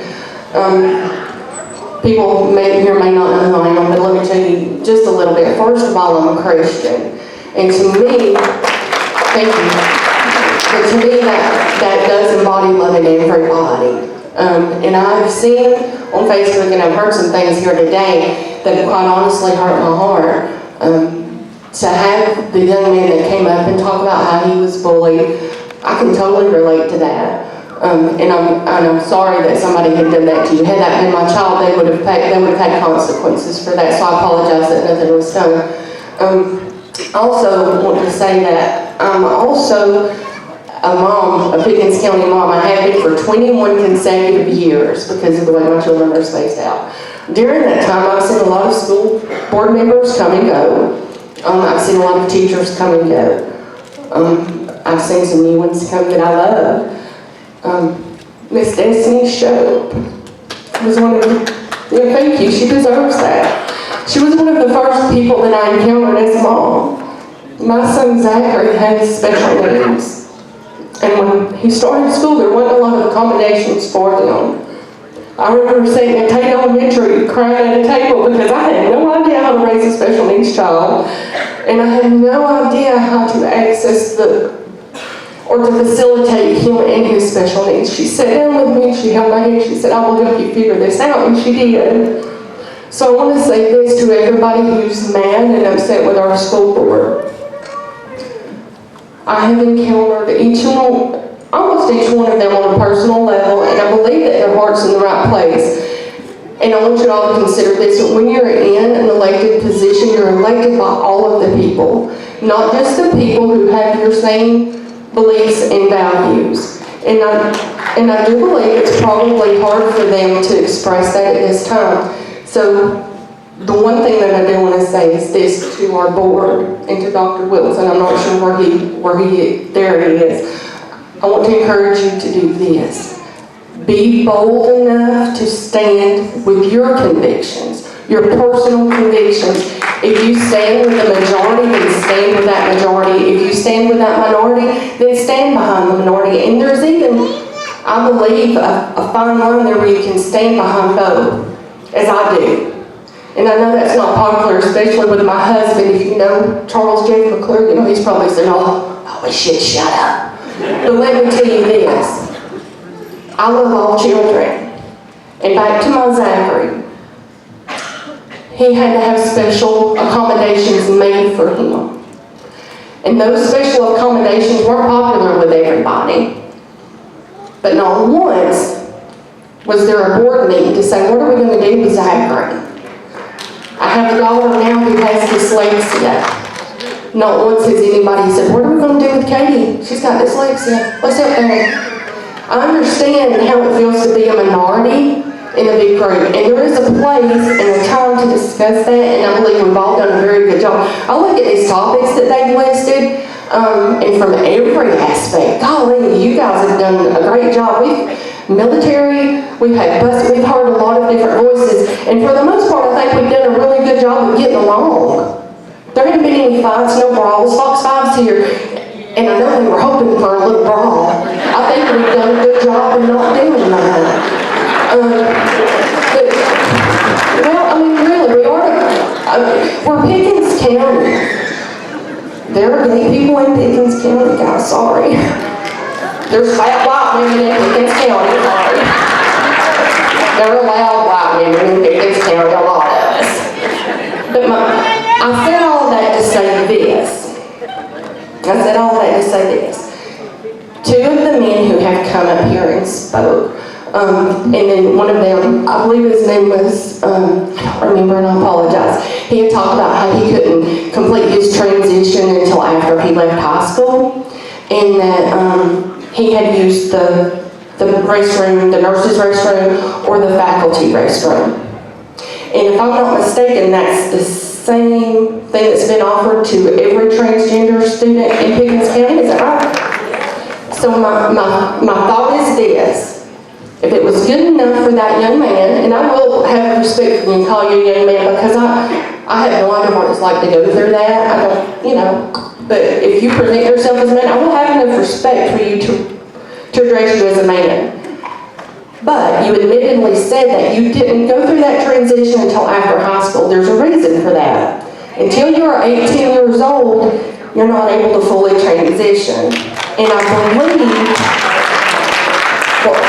I believe that the concern for the parents that are here today, along with myself, is this. Until you fully transition, whether you like it or not, and my heart does break for those who are going through that, but until you fully go through that transition and period, unfortunately, you're going to have to deal with the fact that you are either a female or a male. And I believe in my heart that one bathroom for you, whether it be with a nurse or whether it be faculty or whatever, I believe that, if I'm not mistaken, that's the same type of bathroom that our board is talking about building. Is that right? Is that the same type of restroom that you're discussing construction of?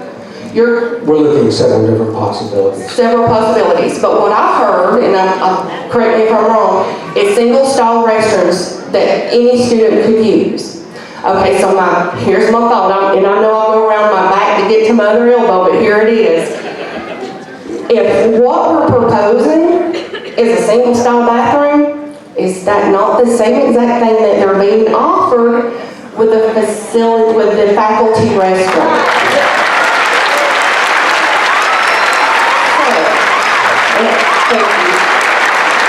So my thought is this. Whether it's my beliefs or not, I've heard a lot of voices here today, and I do, honest to God, respect each and every one of them. But the majority of the people in this room, and let me say this too, I agree with the gentleman over here who said, if you're not a Pickens County resident, I'm sorry, you have no dog in this fight. No dog in this fight. If you are a Pickens County resident, if you're a Pickens County student, you need for your voice to be heard, and I do applaud you again for that. But let's take this a little bit further. Not just here today. I want you to think about this with every school meeting I've been to, and I'm going to call When they call a school board meeting, you need to show up like this in Groves every single time. Destiny Show has meetings for parent involvement, you're not there. You're not. And don't give me that I've got a job, I've got to work. Guess what? I just worked 12 hours and my butt's here. So I want you to keep that in mind next time you want to complain about something. Don't take it to Facebook, take your notes and come on to the meeting and they'll listen to you. And I said that to say this. At every meeting I've been to, they were quick to accommodate me. They were so quick to accommodate me, so bored. I ask you this. Be accommodating to the people who put you here. Don't forget how you got here. And again, you remember too, audience, they are in a tough position, so take that into consideration. Pray about it. Don't just come at them mad because they didn't tell you. Look what it's caused. I mean, I'm going to be honest with you. If I had some bad news to break to my husband, if I maxed out that credit card, guess what? I'm not going to tell him, oh, honey, I've maxed out the credit card. I'm going to slide him a bill on my way out the door to work. So you have to take that into consideration with that. And I'll say this too about this board. I don't know all of them personally, and I don't mean to call names, and I don't know who this, to our lawyer, I'm saying ours because we're Pickens County. I don't know who he is, but from what I've heard tonight, maybe we're not getting the best legal counsel we could, so maybe that is something that we can consider. And the money that you have started to allot for these bathrooms and the construction for these bathrooms, put it in a little account labeled lawyer fees, because I believe that this audience has spoken and we're ready to go to battle with you. And you could use the money that it's going to take to build all these bathrooms for legal fees if they come about, which from what I've seen, I don't think that's going to happen. And I'm going to close it out, I'm going to say this. As a mother, I would never say or do anything to hurt your child. And there have been things said on Facebook that some of you have read.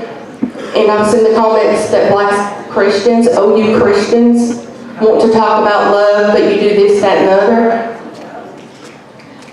All Christians aren't like that. Amen. So when you discriminate against me as a Christian, you're putting me in the boat with you.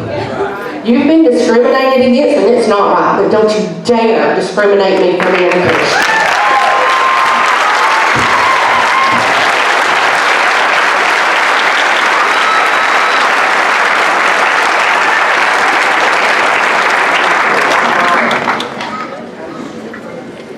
Pam McNamara.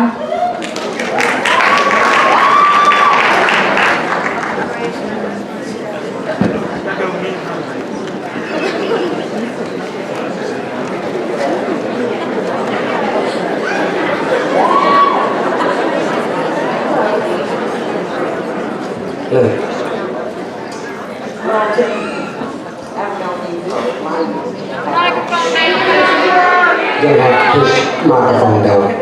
Pull the mic. I'll pull it down in a minute. How long have I known you? Yeah, a while. I'm real disappointed in you, honey. Real disappointed. I would also like to know how the rest of this board voted on this ruling. Can we have a show of hands who voted for it?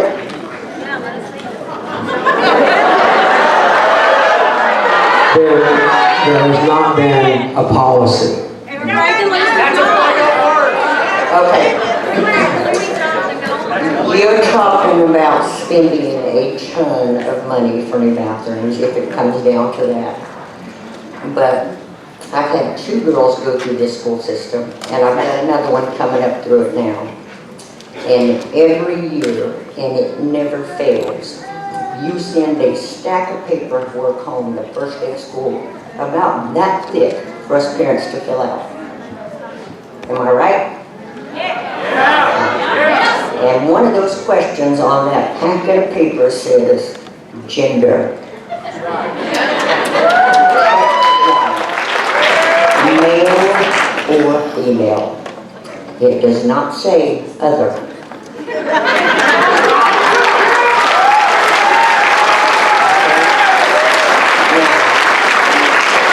I don't have an issue with lesbians, gays, none of it. Transgenders, if that's the lifestyle you want to live, you're going to have to answer to God for that. And saying you were born male or female, and until you have the medically necessary surgeries to transition completely, you are still male or female.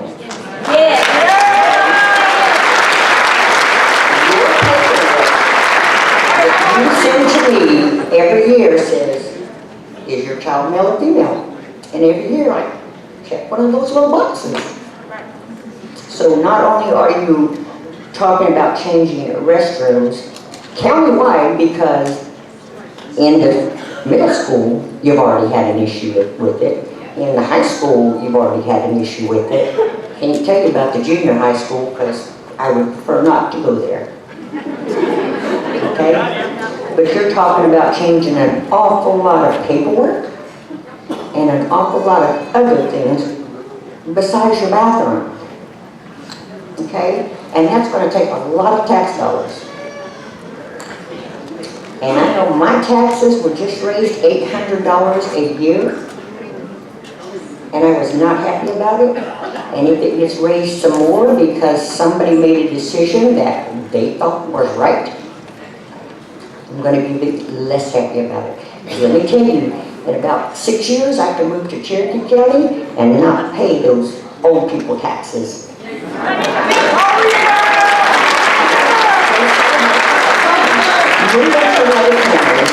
I would move to another county today if I could do it, to get my child out of this school system when one man thinks that it's okay to make a decision countywide. I just would.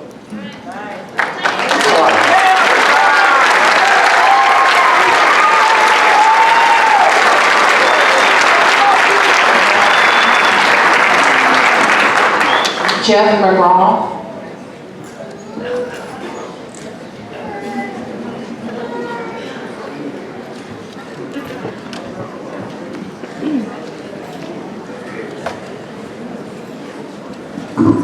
Okay, anybody hear me? Yeah. Where's Jordan? Jordan? Spoke up here early. Where's he at? Stand up, man. I'm a Christian and I love you. But I'm going to talk about something here nobody's mentioned. I've had gay friends, black friends, lesbian friends, and we're with me, nobody abused them, nobody harassed them. So what's going on? We need to look at each other. I mean, y'all been on them all night. They're supposed to be your friends and you would support them 100%. I'm saying, you're not real. Nobody let in on you, brother.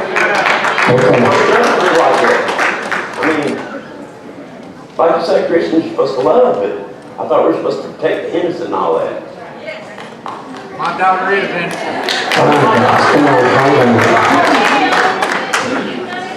I'm just saying it's a heart condition, people. We got to start where it's happening. He got bothered in high school, we need to go there and see what happened. I'm just saying.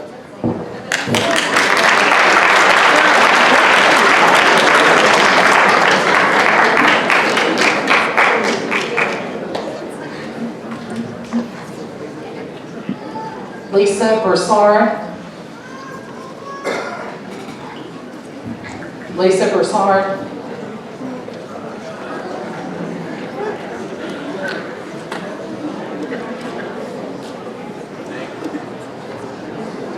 Okay, let's go. Is Lisa coming?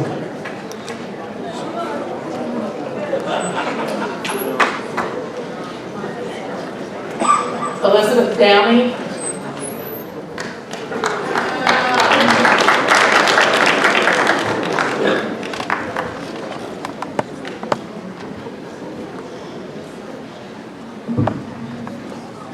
Hi everyone.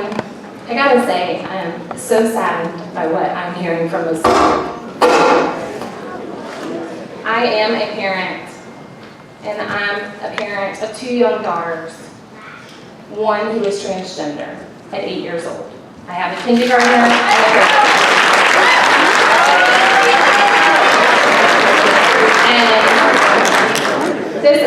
all your youth. This is not just a high school issue, even though this is brought about by a high schooler. Health issue. It is not a mental health issue. I am a labor and delivery nurse.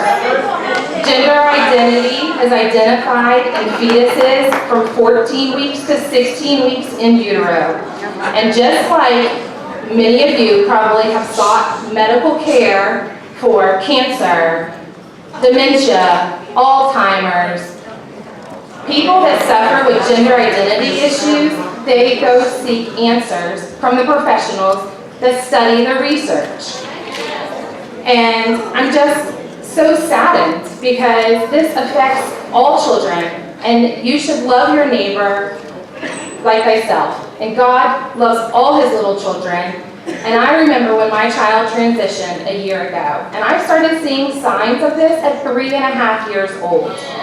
Signs that something was just wrong.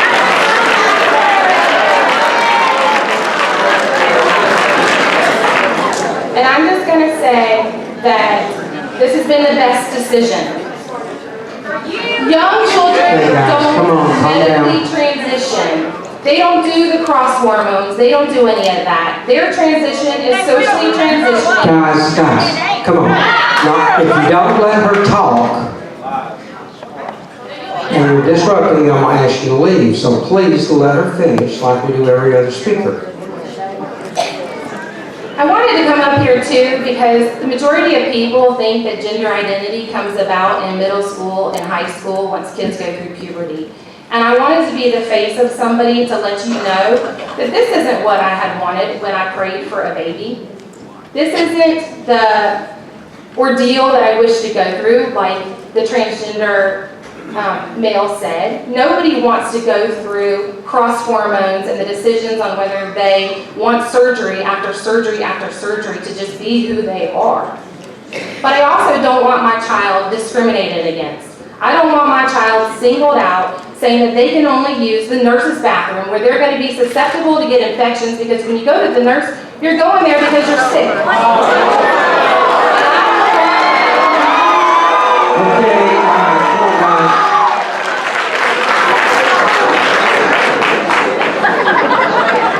We've been pretty civil so far. Let's don't ruin it here again.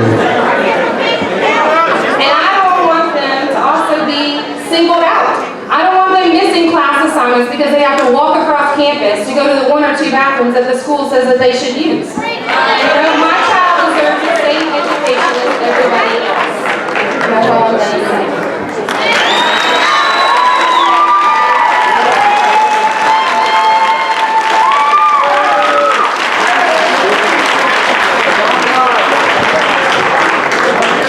Melissa Shellac.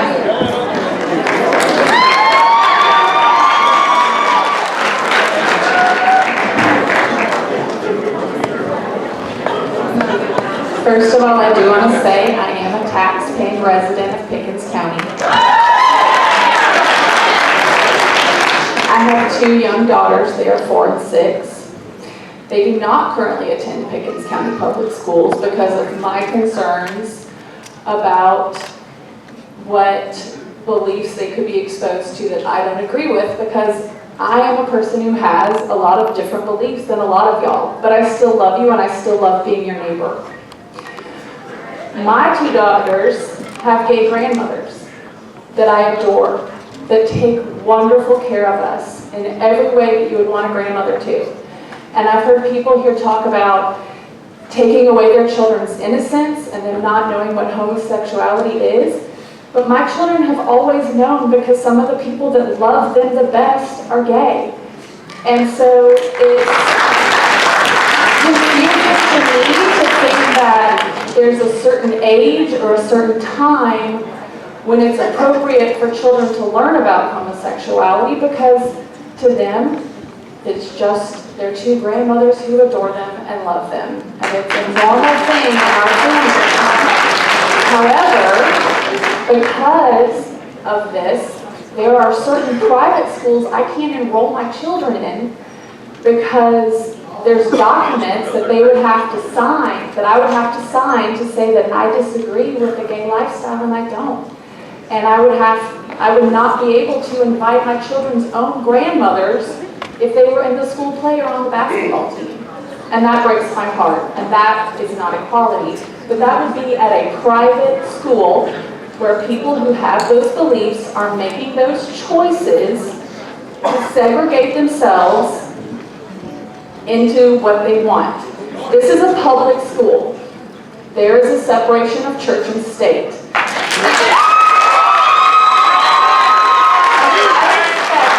Everyone's beliefs, whether you are Christian or Jewish or Muslim or pagan or an atheist, you have the right to believe that, and you have the right to express your faith. And I would never want to take that away from you, because I know it is so sacred to you and it is the center of your heart. I would never want that to be taken away from you. But the school, it is not their responsibility to provide a Christian atmosphere, because it is not a Christian school. It is a secular school.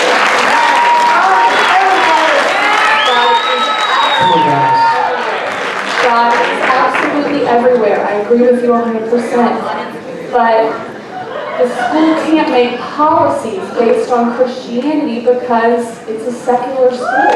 If you want your children to go to a school that's Christian, you can take your kids to a school that's Christian, or you can homeschool them. But that's not the purpose of a public school. Come on, guys. So, we're going to ask you to quieten down. the subject of science, one thing that no one has said tonight, I've heard a lot of people say there are men and there are women, but that does not cover all genders or sexes, because there are, and this is science and this is medicine, there are people that are considered intersex, and that means when they were, this is how they were born, that their genitalia did not fully develop into a penis or into a vagina. Oftentimes, these people are assigned a Come on, guys. identity. Excuse me. They are assigned a gender identity at birth, but they are not their and this is science. You can Google it. Their chromosomes, their biological sex is considered intersex, and it is more biologically common than being a redhead. So if you think about all the redheads you know, there are more people that are intersex, naturally created by God that way, than there are natural redheads in the world.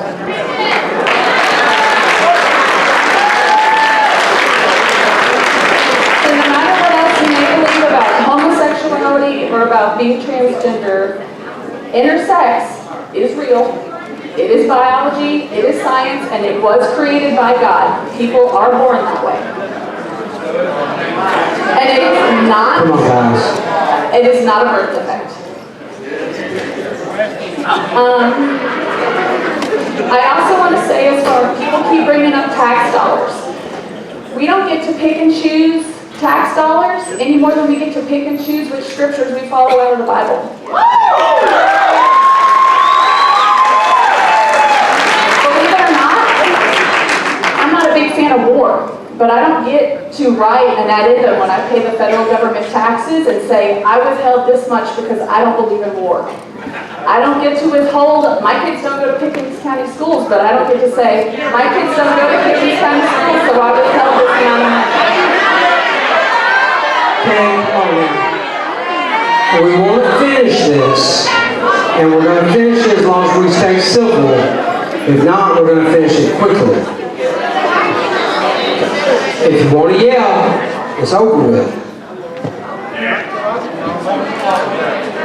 So because this is a secular government school, all students must be accommodated. And if the way to keep those individual students safely accommodated and not inconvenienced by giving them only one bathroom in the entire building, just like this mother said, to expect a student to only be able to access one bathroom and to have to miss some of their instructional time is not, we all know separate but equal is not an acceptable form of education. There's already been a Supreme Court ruling on that. So, if there can be a separate bathroom, maybe that's a solution. I believe the student should go into the bathroom of their identity.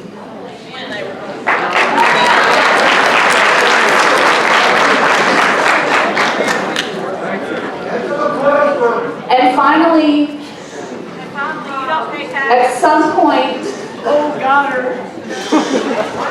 Guys, Taxes, I'm a property owner. excuse me, I'm not gonna ask y'all to quit doing that again. Please. At some point, I may not be able to homeschool my children, or I may want to put them into public schools. Right now, my children are female and they identify as female. But if that ever changed, I would support them 100%, and I would want to know that the school was going to accommodate them and that their needs would be met just like anyone else would want their child's needs to be met. The last thing I'm going to say is that LGBTQ students, children and adolescents, have a very high rate of suicide. People have come up here again and again and said they love everybody, and they love everyone's children, and they care about everyone's children. But someone said to me on Facebook, when I pointed out the high rate of suicide, that shit wasn't his problem, and that's a quote. His language. His language. His language. Said it was not his problem if someone else's child committed suicide. But we are a human family, and it does matter if anyone's child here commits suicide. Please. It does matter. And I think you know in your heart that matters. You said no bad language. Exactly, and I appreciate it. She's gonna say it again. Okay, guys, all right, is it enough for tonight? Okay, if it's enough, if you don't calm down, it's over with.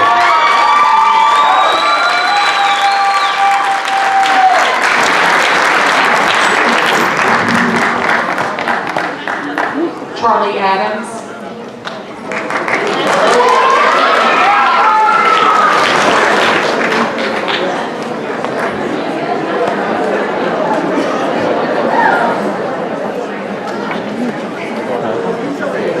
I think somewhere on the line we lost sight of what tonight was supposed to really be about. It's not about gay, it's not about straight, it's about anatomy. Straight out anatomy. About safety also. Here's how safety goes, Miss Ma'am, talking about anatomy. You have a female, I have 3 daughters in this high school, ages 17, 15, and 15. I've done told them if a boy, I don't care. Transgender, I understand. But you best signed up at the beginning of the year as being female, not other or as male. All this other crap that they're showing up here, it don't make a hill of beans of difference because they ain't nobody going to listen because they're already going to make their decisions. It's aggravating as crap because we were told one thing and something else is being done, and they're just trying to just smooth it up just a little bit to make sure all of us that really have concerns about our kids don't know the truth about what goes on behind closed doors. I don't understand how y'all think it's all about being gay and stuff. I have a son that's gay. I have cousins that are gay. But guess what? They use that bathroom of the sex that they are.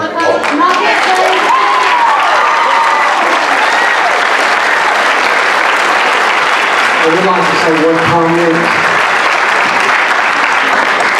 that we're here tonight, I'm here tonight to listen to you, and because I can promise you that if I wasn't here to listen to you, and that this was set already in stone, then I would be absolutely crazy to stand up here and take this.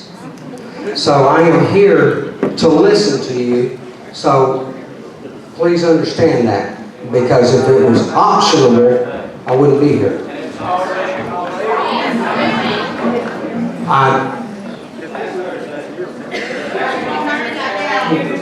If you'll just give me a few minutes,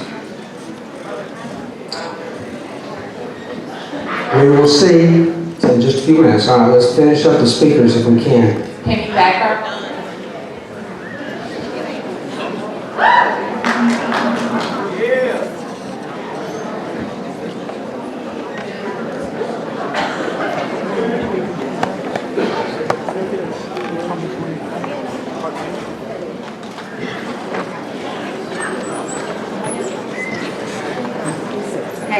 Jenny Packer, and most of the stuff that I was going to talk about has already been mentioned. Sorry. Okay, what I was going to talk about has already been mentioned, except one thing. I have a granddaughter that's in the middle school. She wears braces, has to eat soft food. Looks past it that if you have braces, the whole darn school eats soft food. There is no difference. Is there a difference? You're asking all our kids to be treated. Now let's treat all of them fairly.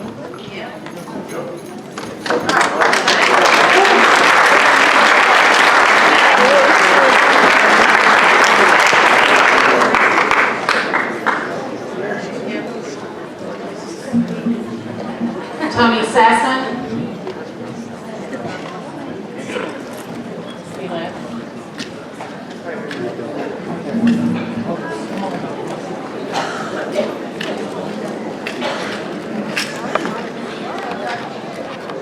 First, I want to say something that's not going to be popular. None of us can throw stones. We all live in glass houses. Every one of us. We all have something. This is about a couple of things. Safety, and it's turned into tax dollars. You know, if it's going to be in high school, when is it going to end up being the junior high, middle school, and the elementary school? When are we going to have to foot that bill? When are we going to have to foot that bill when it goes just from being in high school down to all the schools? It's already. You know, if the accommodations are being made, I don't see a problem with this, as in fight the lawsuit. You know, I'm raising 2 kids in the schools. I love the school system up here. But their safety of all our students, including those transgender, should be thought of. Because we all know there are going to be those students that when one of those students come into that bathroom, they're going to try something. They're going to try to assault them physically, verbally, somehow to hurt them, to scare them because they don't like it. But it's no different than if my son don't feel like safe to go to the bathroom because he's afraid a girl who was born a girl walks in there. I really, you know, if we got to fit the bill, I say we fight it. Until it's a federal law, I say we fight it. If none of us do, we all need to back out. If none of us are going to study, y'all included. You know, y'all were gracious enough to have this meeting for us tonight, and we do appreciate it. It is appreciated. But I think we really need to look deep down and see what the majority, as we was founded as a country, the majority wants, not the minority. Thank you.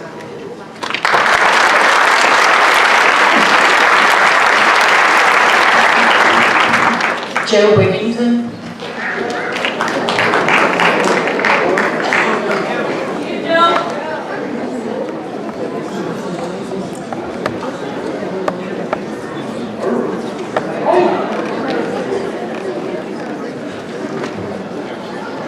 Well, I appreciate this time, folks. I'm a veteran. I'm a United States Marine Corps veteran.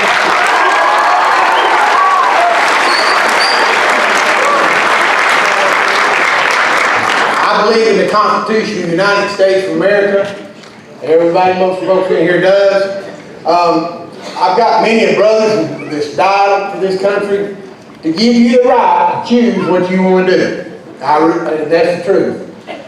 But I am very, very disappointed, Mr. Carlton Wilson. I'm very disappointed in you, what you've done up here. And for you guys that sit up on the board, like I said, my name is Joe Wigington. I live on Burn Mountain, and I'll be running for your seat.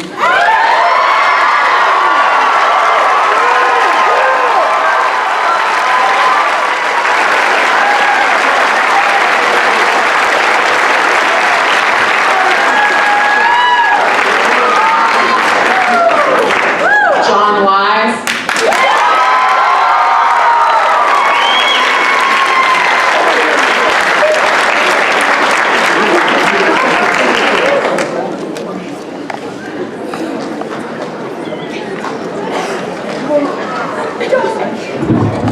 Good evening. First of all, I'd like to take the opportunity to thank each one of you for having the ability and the time to come up here and listen to the concerns to listen to opinions of others.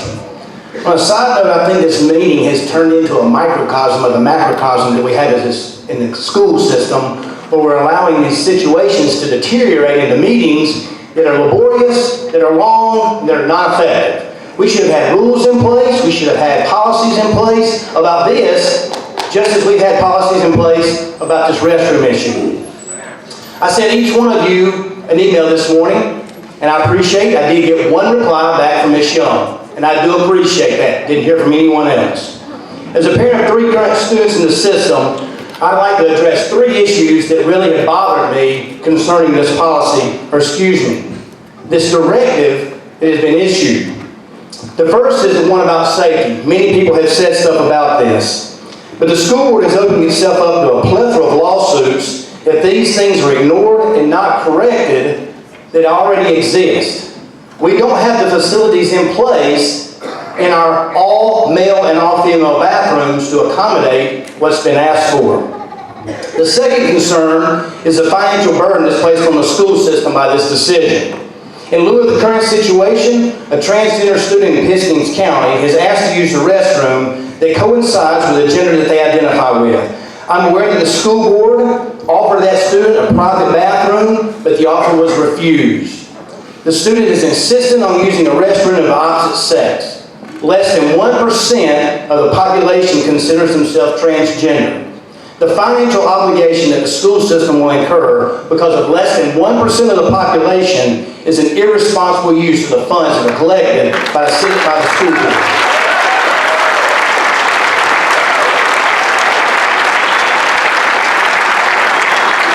Especially considering that there's no willingness to compromise on the part of that student. Lastly is my most important concern, and that's the lack of transparency by the superintendent and the board.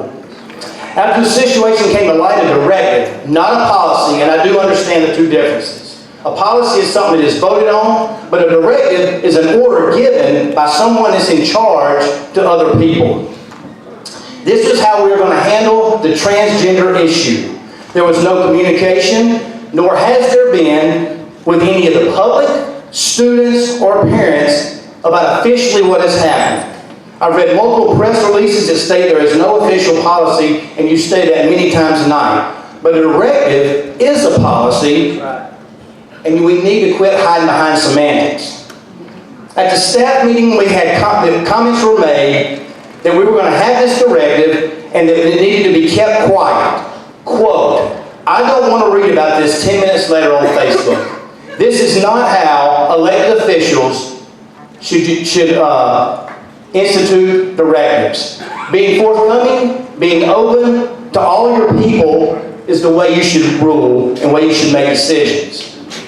Putting this directive into effect without addressing the students and parents has created an atmosphere. But one bulletin that needs to be up there is while we were told via Facebook, and I've got things to say about Facebook, we won't go there.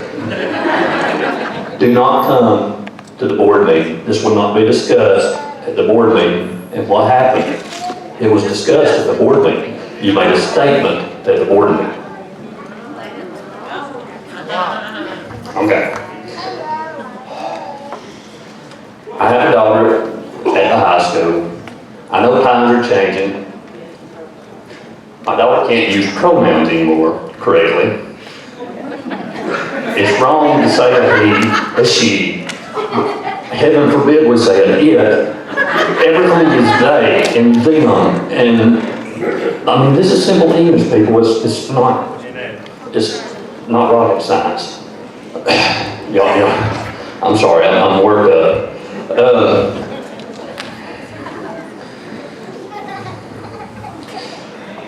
I think you put our staff in a bad situation. What are we going to do? I mean, post a teacher at the door. Okay. Can this teacher ask what somebody is? I mean, if they ask what a student is that not infringing on their rights? I mean, we're supposed to love everybody. Yes. We're supposed to take care of our kids. And I'm sorry, I mean, everybody's taught theology here. I'm gonna get my turn now. God is love. But my Bible says, man shall not lay with man as though he does him. And God destroyed a city of sodomites. Read it. Okay. But I think you need to address the staff issue. You know, Officer Roach, I give big kudos to Officer Roach. He is an awesome individual and he does lots of work.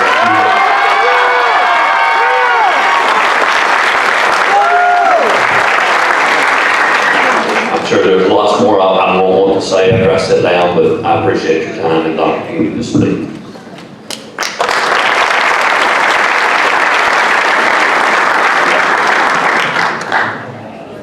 Mark Fountain. I asked so that we can try to get some answers to these questions.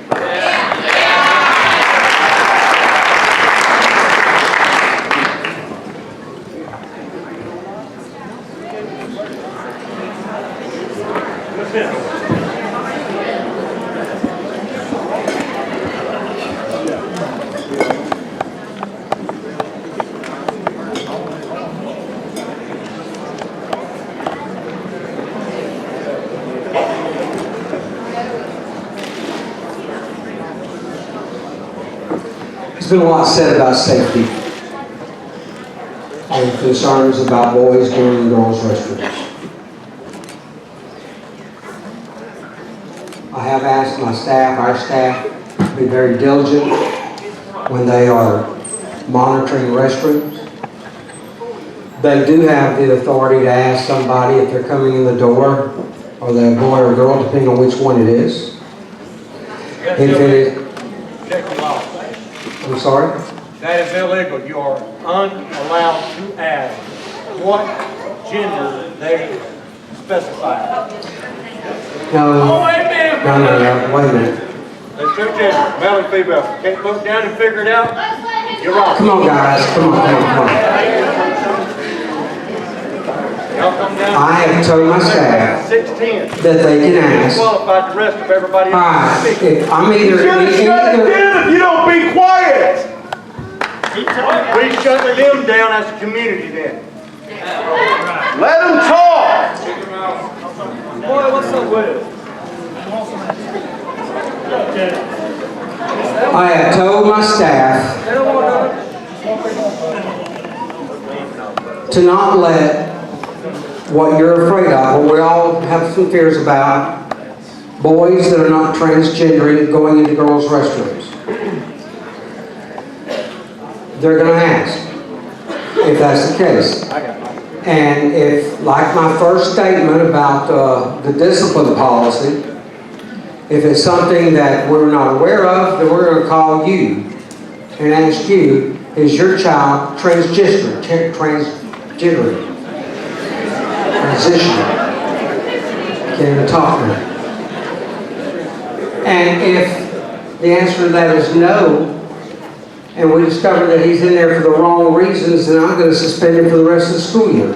So there are discipline procedures in place to protect that.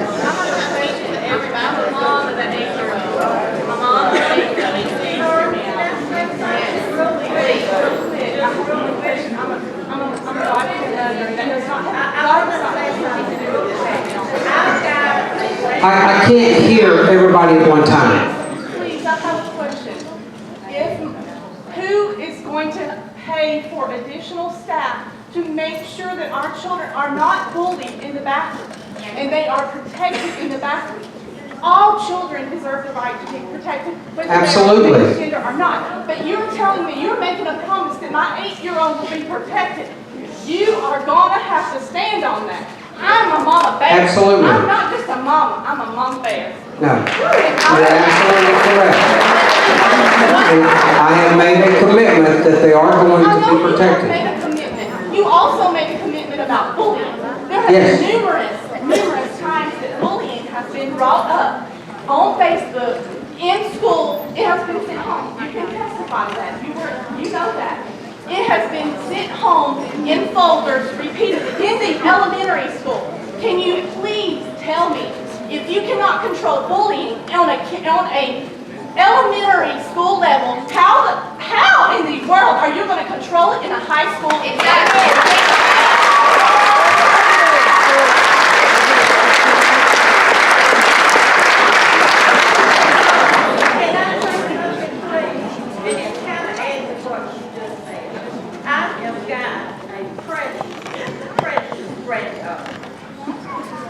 And a safe granddaughter. You that are in here, you know what I'm talking about. But what I want to say to you is, she in the homes right now is boys and girls that make out, lesbians that make out, and that's the word that they use. I asked her the question, how come that they are not teachers that monitor and stop that? And she tells me that there are no teachers that wants to get involved. If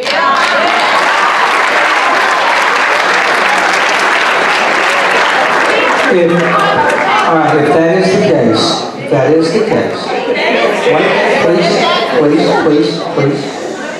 Of course, you make the statement, all teachers, but if that is the case, and they're not covering the duties that they're assigned, then that's insubordination, and that should be dealt with on an administrative basis. Let me ask you a question. My 8-year-old daughter, okay, who I chose not to allow her to come tonight because she has special needs. She would not understand any of this, okay?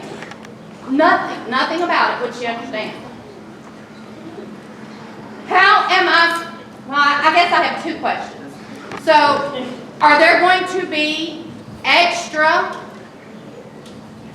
psychiatrists, psychologists, pediatric ones at that? Are y'all going to hire that staff to answer these elementary or middle, junior high, high school children's questions, because they're still children under the age of 18. They're still children, and it's our parents' responsibility, one, to keep them safe, and two, to make sure they're getting what they need in school. Because as of right now, I don't see that my child will be getting what they need in school. I'm ready for my child not to even go to school tomorrow.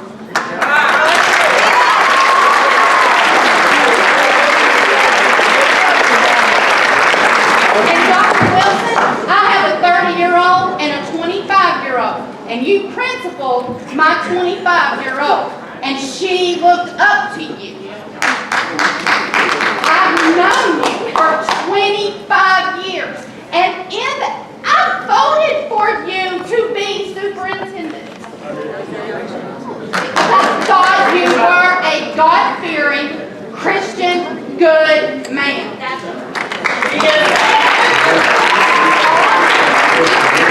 Then do not do this. I am begging you on my hand. I'll come up there.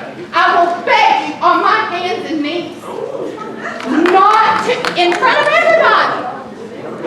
Box 5, I will get on my hands and knees and beg you in front of all of Georgia not to do this to my 8-year-old or anybody else's.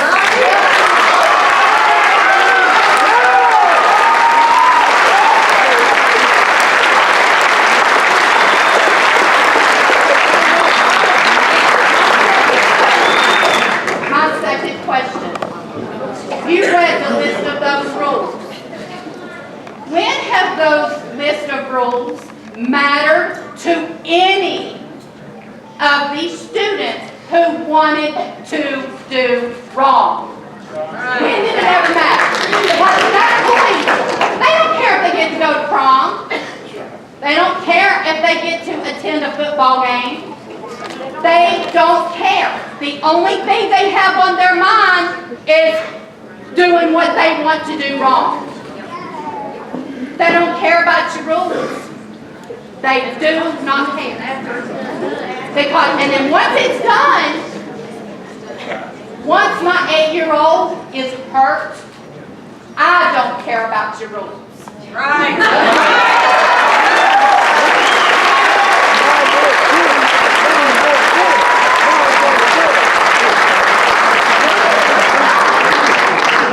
I can promise you right now, he will promise you right now, you're not going to answer to him. You're going to answer to me.